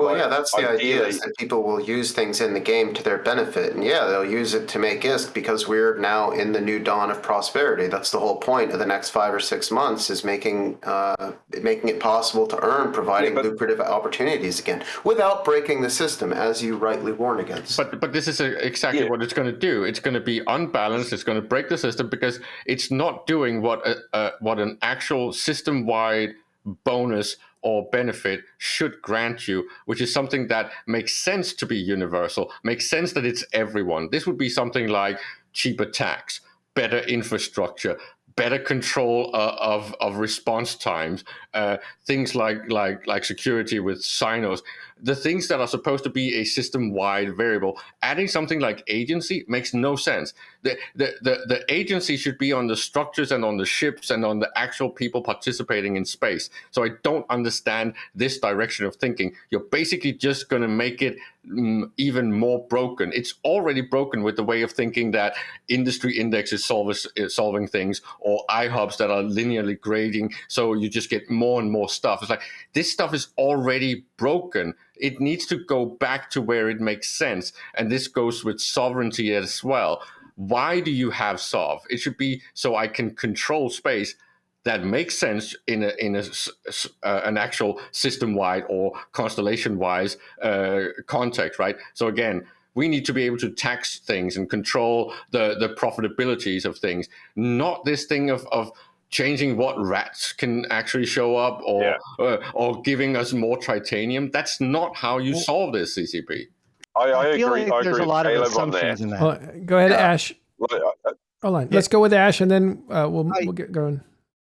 Yeah, I feel like we have now left what they actually said behind a while ago. If we're trying to decide whether or not it's going to be system-wide efforts versus changing the rocks or whatever, that was all just speculation, first of all.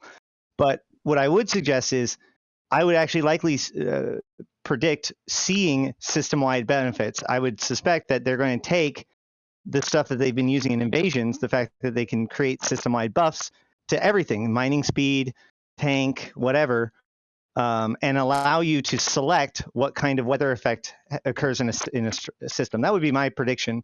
But what I find really curious about the thing that stands out to me is the tactical in-space objectives for small, medium, and large groups, because I think that is both potentially the most interesting piece of that, but also the part that might piss people off the most. Because the question is, how are they going to make sure that there's conflict for all different sizes?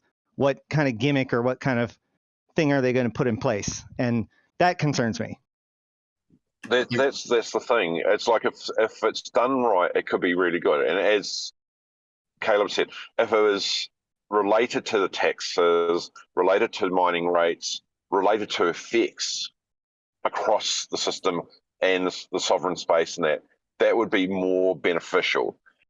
And fingers crossed, for the life of God, they never do something whereby they allow someone to say, okay, I want these particular anomalies in this system, these sort of rat spawns. That is something that should not be controlled by a player. I think that's probably the way they are going, basically. I think that's my feeling. It should be tax rates. Okay, I get bonuses to number of target locks or disadvantages to target locks. So whatever added bonus you put on your iHub, there is a negative to it. So for a trig space, okay, you get longer ranges and all this, but at the same time, you get reduction of half your target locks. You get half warp speed. All right, you're too specific. So there's always that plus and positive. Yeah. And that's that sort of thing. Proposal yet. We're shredding it. Well, he may be too specific, but it's kind of in the direction of what Ash was just talking about, with the fact that what can be done now with all these types of modifiers, if they could be something that you could install, right? And there was like small, medium, large, and extra large buffs or modifications to variables in space. That's actually valid, right? It ties into how can you then disrupt them, and if there was then hacking games, exactly. or the fact that you can kind of destroy the structure, and that removes one of the smaller benefits and buffs. There's so many things tied into this. I just want to make sure that CCP does not try to give us the ability to change space. That's just bad. Right. By too specific, I mean, we want to talk about theory here and stuff, and we need it. There's more material to get through. So when we lock down on ideas, those are great ideas, but we'll get stuck there. So Ash, and then we'll move on. I think that it is pretty. Let's think about it this way. What is going to be the most straightforward path for CCP to do this? Occam Razor this. are they going to create a whole new system what is that allows you to control what you have and then rebalance for this idea that everyone's just modifying what the spawn's there? Or are they going to just allow us to customize the weather effects that they've been working on for the last 2 years already? What's Oxen Razor? Is that what you said? Occam's Razor, the simplest solution, or the Occam's Razor. I said Occam. Occam. Occam. Occam. Yeah, Occam. Sure. Okay. Either way, don't worry. I still don't know. Pronounce it that way. Okay. It means that if you have multiple options, the one with the least amount of assumptions is likely the one that's true. It means that there's a presupposition that the simpler explanation is more likely to be correct than a more complex one, other things being equal. Right. All right. So they haven't mentioned TCUs. TCUs are still useless, and that should be changed. Yeah, all they do right now, I think, is reduce fuel costs, right? No, paint mostly a flag for on vanity the map. and ego. All it is allowing you to put your flag on the ground without having to pay money, or like as much money. It doesn't reduce your fuel costs anymore. Yeah, but who uses a pause anyway, right? I don't know. All right, I assume it still does, which is not much. Yeah, just for pause fuel. So is it just pause? Oh, okay. I thought it was all structures. My bad. Thank you. That would be useful. Then you wouldn't hear anybody complaining here if you had 25% why less on fuel earth cost in all your structures. Why isn't it all structures instead of just pauses? Well, I think they want it. I honestly feel like the TCU is the appendix of sovereignty, and they really just want to get rid of it. Okay. The appendix is a meaningful organ. Thank you very much. I mean, they could tie the TCU to Citadels. When they made the Aegisoft changes, the TCU was literally like, we don't have anything to do with it. So it allows you to take ownership without, it's the lowest level commitment. Okay.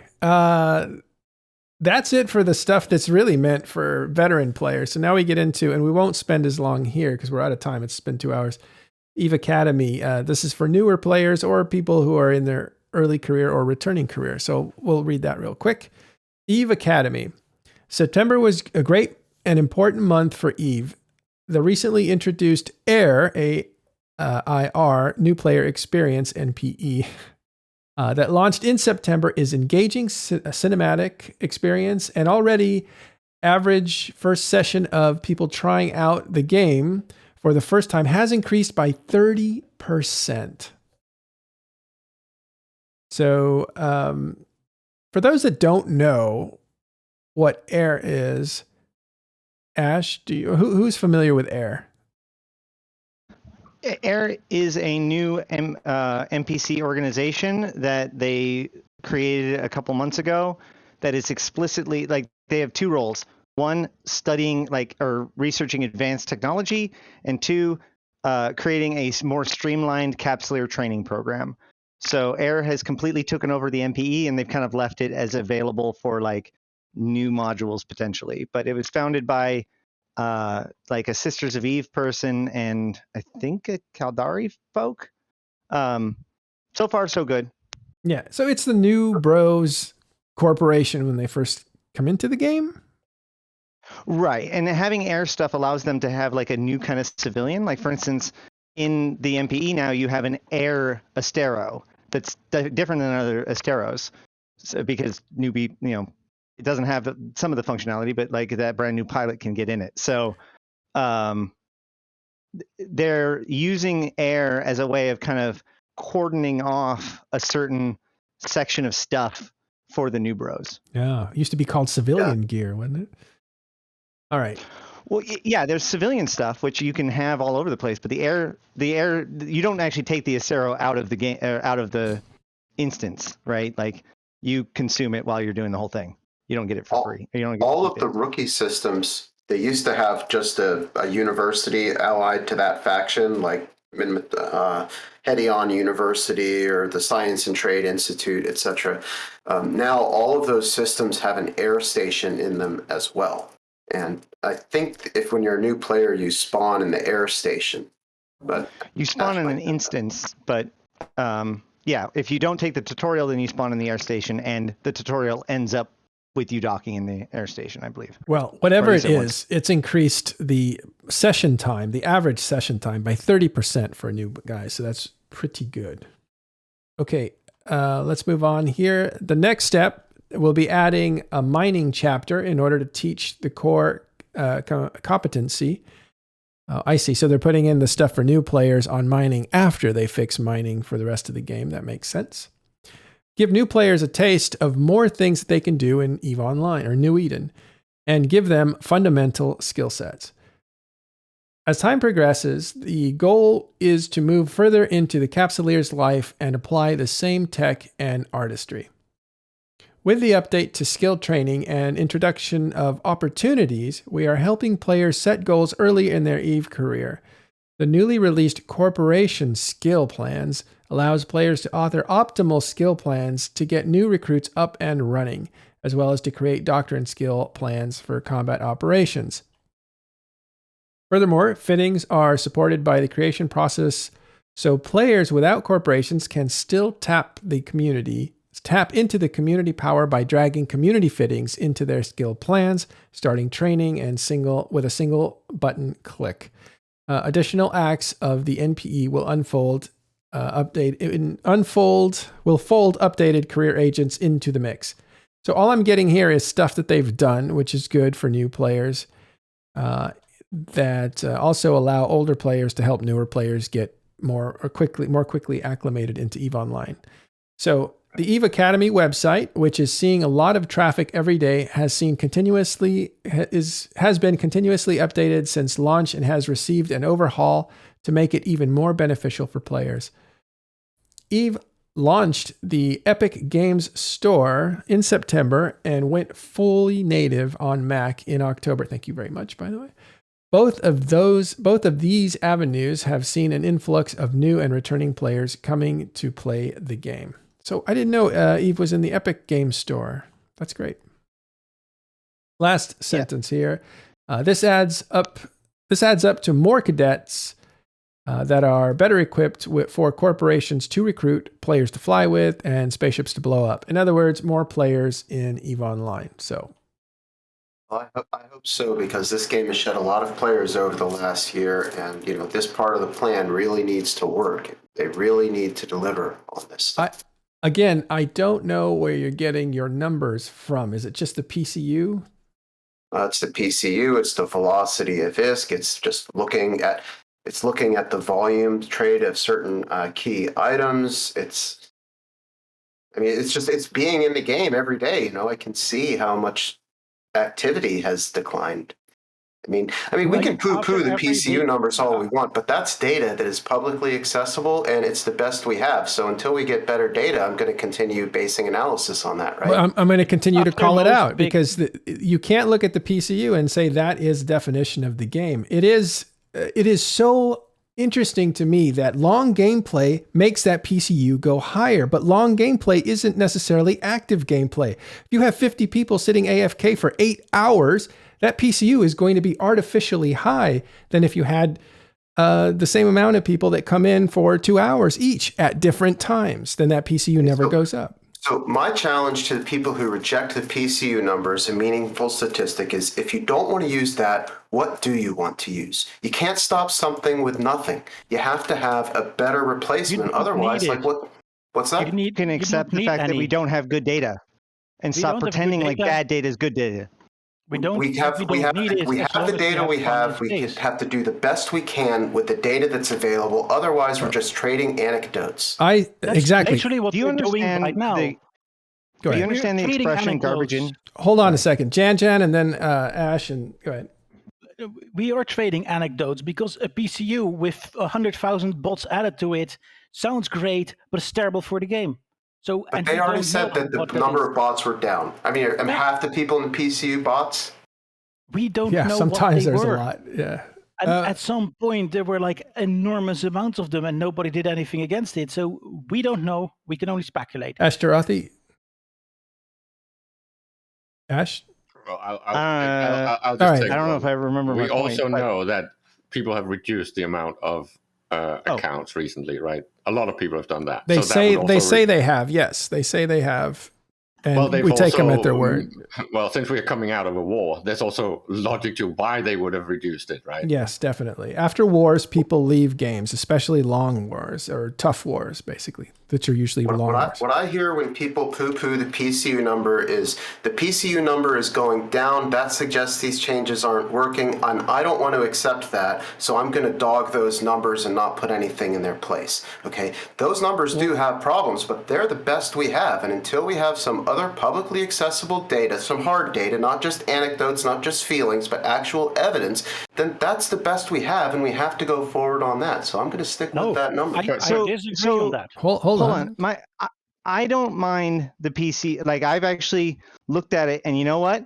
The problem is that whether or not you like it or not, the PCU corresponds with other metrics enough that you can say, okay, well, practically it's a good enough value for overall trend. So I don't actually have a problem anymore with people talking about the PCU. What I have a problem with is how we only ever talk about the PCU when it trends down, and we don't talk about it when it trends up.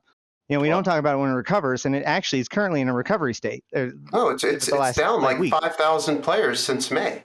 And again, if the game is still playable without those 5,000 accounts, and if CCP is still making profit and about the same revenue with that number of accounts, then it's likely to assume that, at least to some extent, it's really not been a loss of players, or at least it's been replaced, right? So you really have to go and look at things like the corporate revenue streams, and is CCP losing money, or are they actually getting more revenues? And the last 2 years, in-game activity is also down. Hold on. Mal, when did you start the game, and did it feel full then? Just before Blackout. Okay, so about 2018, right? There was about 40,000 people playing. 2019, yeah. Okay, so there's about 30,000 people playing. In 2013, there was 60,000 people playing. So did the game feel less full than it might have in 2013? Maybe. But does that mean the game is in real deep trouble when you joined? Did you feel like it was? Well, I didn't feel like it was, but I was a new bro. I didn't know anything. I mean, obviously, CCP thought it had problems. They instituted this blackout, and they shed a bunch of players. Then they came back when blackout was over. They did this BPO change, and then they left again. I mean, what I've seen is a drying up for mid-career opportunities that are fundamentally related to slowing market activity. And since all in-game activity is related to the market, if the markets are slowing down, that means player activity is slowing down as well. That's why the velocity of ISK tracks with the declining PCU number. They point in the same direction. I'm willing to take your anecdotal information much more than I am necessarily the PCU because of the factors that weigh into the PCU. Okay. So the PCU is so sensitive to so many factors that we need to pick apart, like things like how many accounts per actual player is being utilized in space, how many bots are in space, how many new players are coming into the game, how many old players are we losing. This is why it's more the fluctuations, as Ash was pointing out, the dips and rises more than the actual steady state. Because yes, you can say, well, look at the MER, look at the active people in space, look at the velocity of ISK. Well, all of these numbers, data analysis wise, requires a lot more work and a lot more detail than you just mentioned. But it's the best we have. I'm not going to withhold analysis pining for perfect data. I'm going to make the best use of the material I have. If you wait to say something until you have perfect data, you'll never say anything because that day will never come. Even if we assume that you're correct, let's look at that. You pointed out Blackout. One of the things that happened in Blackout was there was an extreme suppression of the amount of people in play. But then when Blackout ended, it bounced back up almost the same as it was before. During the war and the cuts afterwards, or during the scarcity stuff, we see a big dip as things become less to do. Then there's less people. We all know this, right? This makes sense. So if we take that and realize that, guess what? We're past the dark days. It goes up from here. by that logic, we've survived the night, guys. Like, let's look at it that way. It's been trending up for the last week, and hopefully, with these changes and more changes, it will continue to do so. 1 week I hope that's true. I don't disagree with anything that you just said. I mean, that was what got us down this conversation in the first place. I do we were disagree. talking about the new player experience, and I said, well, I hope this really works because this is the area where CCP needs to deliver. We've lost a lot of players, and then we got into the PCU. So, I agree with what you said there. Since before you started the game and we're enjoying it, we lost a hell of a lot more players than we've lost since you've joined the game, is my point. And you still enjoyed the game. And you should still enjoy the game. And instead of looking at the PCU and saying, should I be enjoying this game? Well, I'm not quitting. I know. I know you're not. I'm in until the server's shut down. I'm just saying I don't want that day to come. I want more players to come in, and it helps my in-game experience. I'm a trader. I'm in the import-export business in EVE Online. You're the bad guy because you make all my products more expensive because I need to buy from you instead of the guy selling. Hey, it's not me as much as it used to be because I'm not moving as many goods because I don't need to. They don't sell as quickly. And again, that's just another indicator of declining player activity. Could also be. You just had a big war, right? And most people are just grabbing up their ISK and then going in on a pause or just pausing and then grabbing a bunch of ISK. And then we end up in a new state where people go on deployments because the whole of nullsec hasn't been on deployment for 6-7 months, and that usually is a big indicator of people not buying ships and stuff in Jita and other trade hubs. Yeah, I hope you're right. I mean, that could be true, and I hope it is. I don't know how impressive that is, but there definitely is a cycle of fatten up after a war, and people hold on to their money or their buying opportunities. Every time there is a technical change in the game, or there's something that people don't know how it's going to work, like the changes that we've just seen, people stop moving money. That's happened multiple times in especially during Phoebe jump changes. There were no moves that were made that were serious because people wanted to know how the jump changes were going to work out, so they knew what their capital fleet was capable of. There was no movement for months and months. They were just stocking up, which just happens, especially with economic-oriented changes. People will hold on to their money to wait to see what the opportunities bring.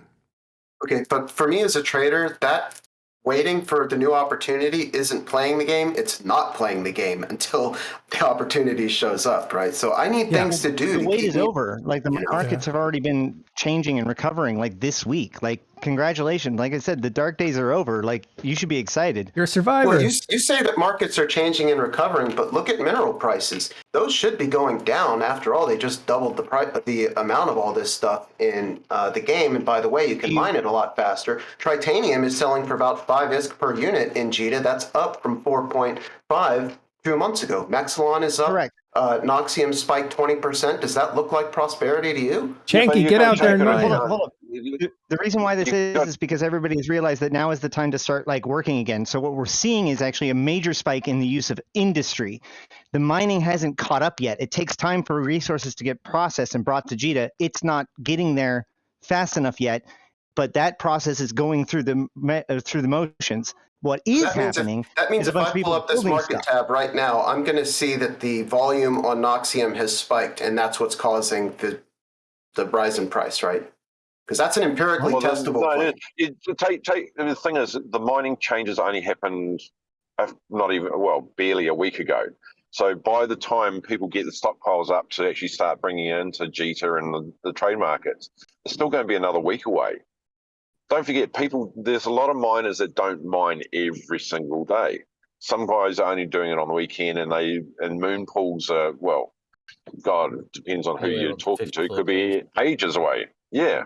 And that's the thing. It's like there's a lot of variables in there. Like to have an instant change in the first week would mean that people would be mining out fields left, right, and centre for a whole week to get enough minerals to actually bring to market. Oh, good point. I would say the change in the titanium price should have responded immediately because all that stuff is mined in high sec in ships that people were already using that just got a massive buff. That price should have gone down right away. And it isn't. It's still going up. The selling of the minerals when you mine is at the end of the effort, and the buying of minerals when you do industry is at the beginning of the effort. Therefore, you would expect to see a big increase and then it be pushed back down as the market actually supplies the orders. Can I get Chanky in here? Hold on. Let me get Chanky in here. Chanky, you're a miner. Why aren't you out there putting minerals on the market? We are. The mineral price will go slowly down as the increase, but there's not going to be a direct increase in ore because overall production is going to be down because the Rockals were doing most of the mining and they've took a bigger hit than what we are going to produce until that catches up. We weren't mining most of the tritanium, and actually I undercounted. Tritanium is selling right now in Jita at 5.5 ISK per unit, and it has nothing to do with Rockwall changes because that's not where the tritanium was coming. A lot of miners are probably doing the ice event too. Yep. The other thing is, as Chanky is saying, there's a lot of meta changes that a lot of people have got to get their head around. You've still got old fleets out there that have got the old meta set up.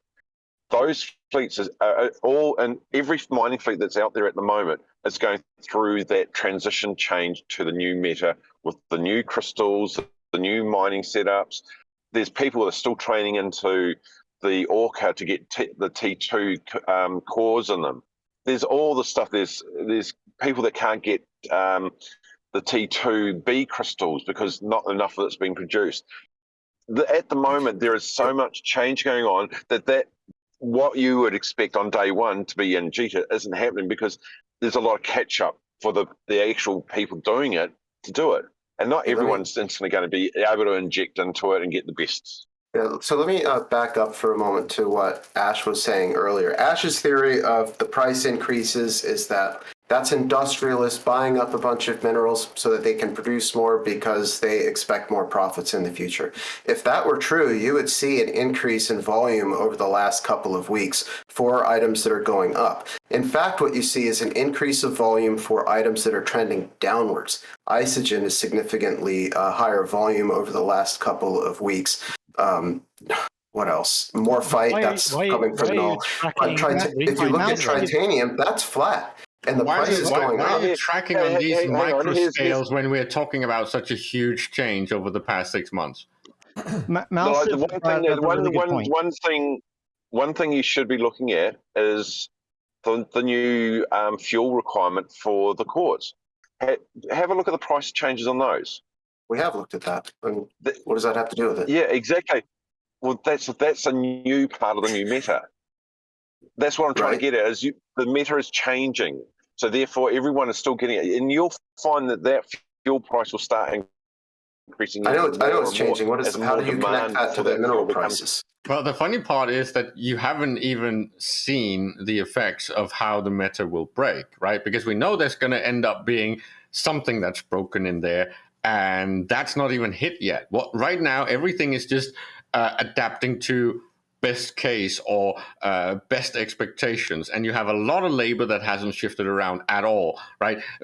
People here mentioned the fact that the whole shift from Rockwall mining is going to take a lot of time. All of these things that you're expecting to change within a month is actually something that usually, when it's this type of big change, that takes several months. Yeah, but I just explained, though, that tritanium isn't coming from Rockwalls because there's no tritanium in null. Okay, so that doesn't tell you anything about that price. So two things. Yeah, but hang on a second. A lot of people used to use orcas to do that. The orcas have changed. To get the same amount of tritanium out of high sec in an orca, you have to train into the T2, increasing the price of whatever you mine straight away because you've got to cover your cost of fuel. Now, a lot of people haven't, as I said, been able to train fully into a T2 industrial core for the orca. And the fact that there's very few of those cores around as well is another factor.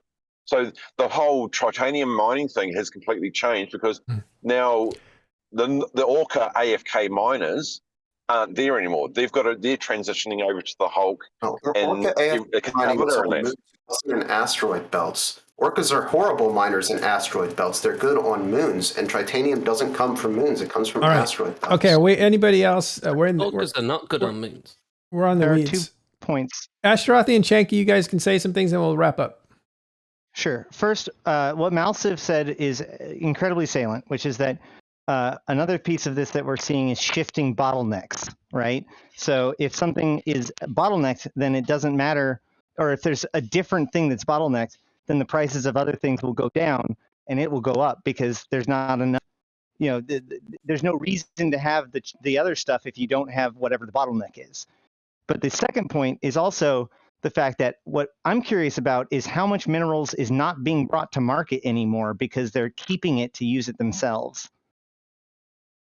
Like usual, a lot. Yes. Janky, go ahead. We're seeing that Orca prices are going down because the changes directly affecting them were PI. And Hulk prices. You mean the build prices? The build price. Yep. So all the other bits aren't changing, but what changed was PI, and it was a direct nerf to the BPO. So it was a direct price decrease straight away. All right, and but the reason why we're not shifting ore yet is because it's, as you say, it takes time. It's purely time. We're seeing more go into the holds. We're just not shifting it yet. Thanks, Janky. Crimson Coder, thanks for contributing earlier. You said that people are ice mining, probably? Yeah.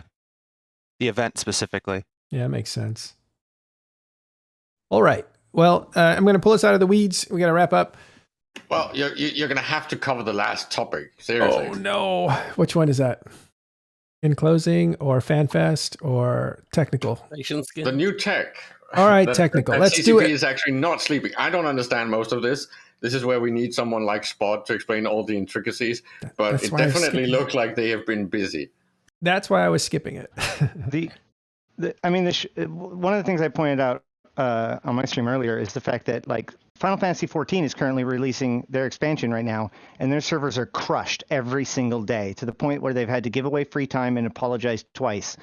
The reason why this is because Final Fantasy XIV, which is becoming the most popular MMO in the world, can't get servers right now. There is a worldwide shortage in silicon, so we are not going to fix this problem with server hardware.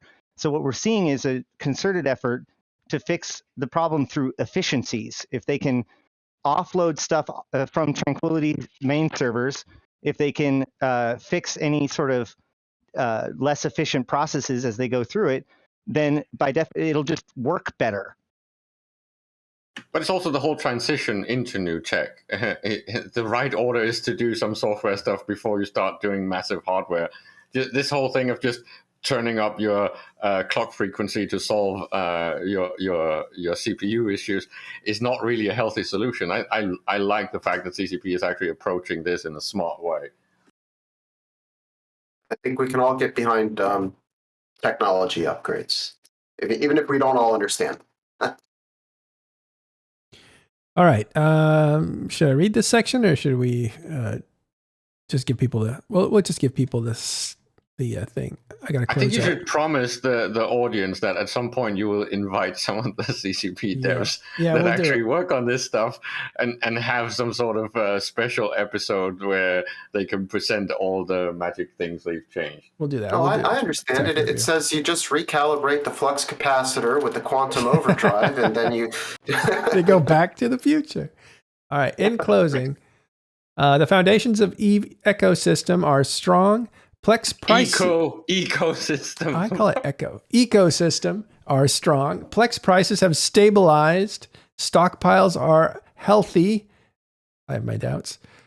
Great strides have been made in the war against botting, as evidenced by the skyrocketing RMT ISK price. Interesting. And there are more ways to earn a living. That is true, and that's great. The foundation allows us to build with more confidence and add more sand to the sandbox. What players can expect from now on is an increase in ship production, capitals in space, new exciting strategic goals for small, medium, and large fleets, and more. They didn't say organizations, they said fleets. Interesting. Yeah, go ahead. I have a bit of a, story that goes along with this. I remember back in, I think it was 2018, when I was at an Eve meetup and CCP Rise was there, we were discussing the Abyss, because the Abyss had recently come out, and, he was concerned about how the rewards were doing and all these kinds of things. And one of the things he mentioned was that the issue was that there was just literally too many faucets in the game. There's too much ISK coming into the game, and that was actually getting in the way of designers because they could you could make a new feature, but you couldn't actually attach ISK rewards to it because there's too much. They didn't have any room for it, so they had to actually cut something in order to make room for a new thing. And this was before scarcity. That's like the pre-tremors of the problems that they were having. They were pushed up against the wall when it came to new rewards. Right. Is that part of the reason we've seen more skill points enter the game? No, that's just because you have a 20-year-old game, and catch-up mechanics are pretty much essential in a 20-year-old game. You know, it's to allow you to not this overpowered. Adapt. That's not healthy. This allows you to adapt to changes in the meta, right? So a Christmas event together with this is helping you get partially where you want to be with the new changes they have done. So it's just giving you a helping hand to change what you need to do. Makes sense. Okay, in closing, you'll want to see this Q&A that's happening Thursday. So you want to check that out at 1900. And you know what we'll do after that? After they're over, we will put a stream on with some guys to talk about the reactions to this Q&A live stream. But this is going to be with the CCP Rotati, who is in charge of the ecosystem. You can have CCP Swift and Paragon. Swift is from the community team, and Paragon, I believe, is one of the designers. So they'll all answer your questions on CCP TV. That's Thursday at 1900 UTC. I will say that both Paragon and Swift was in my stream within like 10 minutes of me starting. So they are currently very active and interested. Right. What you're saying is that former PL guy is just a lurker. No, he's man. You can turn anything negative, can you? Part of the job, isn't it? Yeah, he's a sneaky professional lurker. I didn't say it wasn't his job. I think Ash is hinting at Matterall to sort of send an invite out so that he can get them on board after the TV, so they actually have them in this conversation with us. Well, you'll have a chance to ask them questions. I wasn't, but that's a cool idea. Yeah. All right, guys, thanks very much for hanging out inside of TIS Discord and talking over these changes, and also putting a nail in the coffin of New World, as Caleb did earlier in the program at the very beginning. Okay, so that's all we have today. We'll see you later on with more Talking in Stations. Thanks, everyone, for hanging out with us. Really appreciate it. And have good holidays. Bye-bye.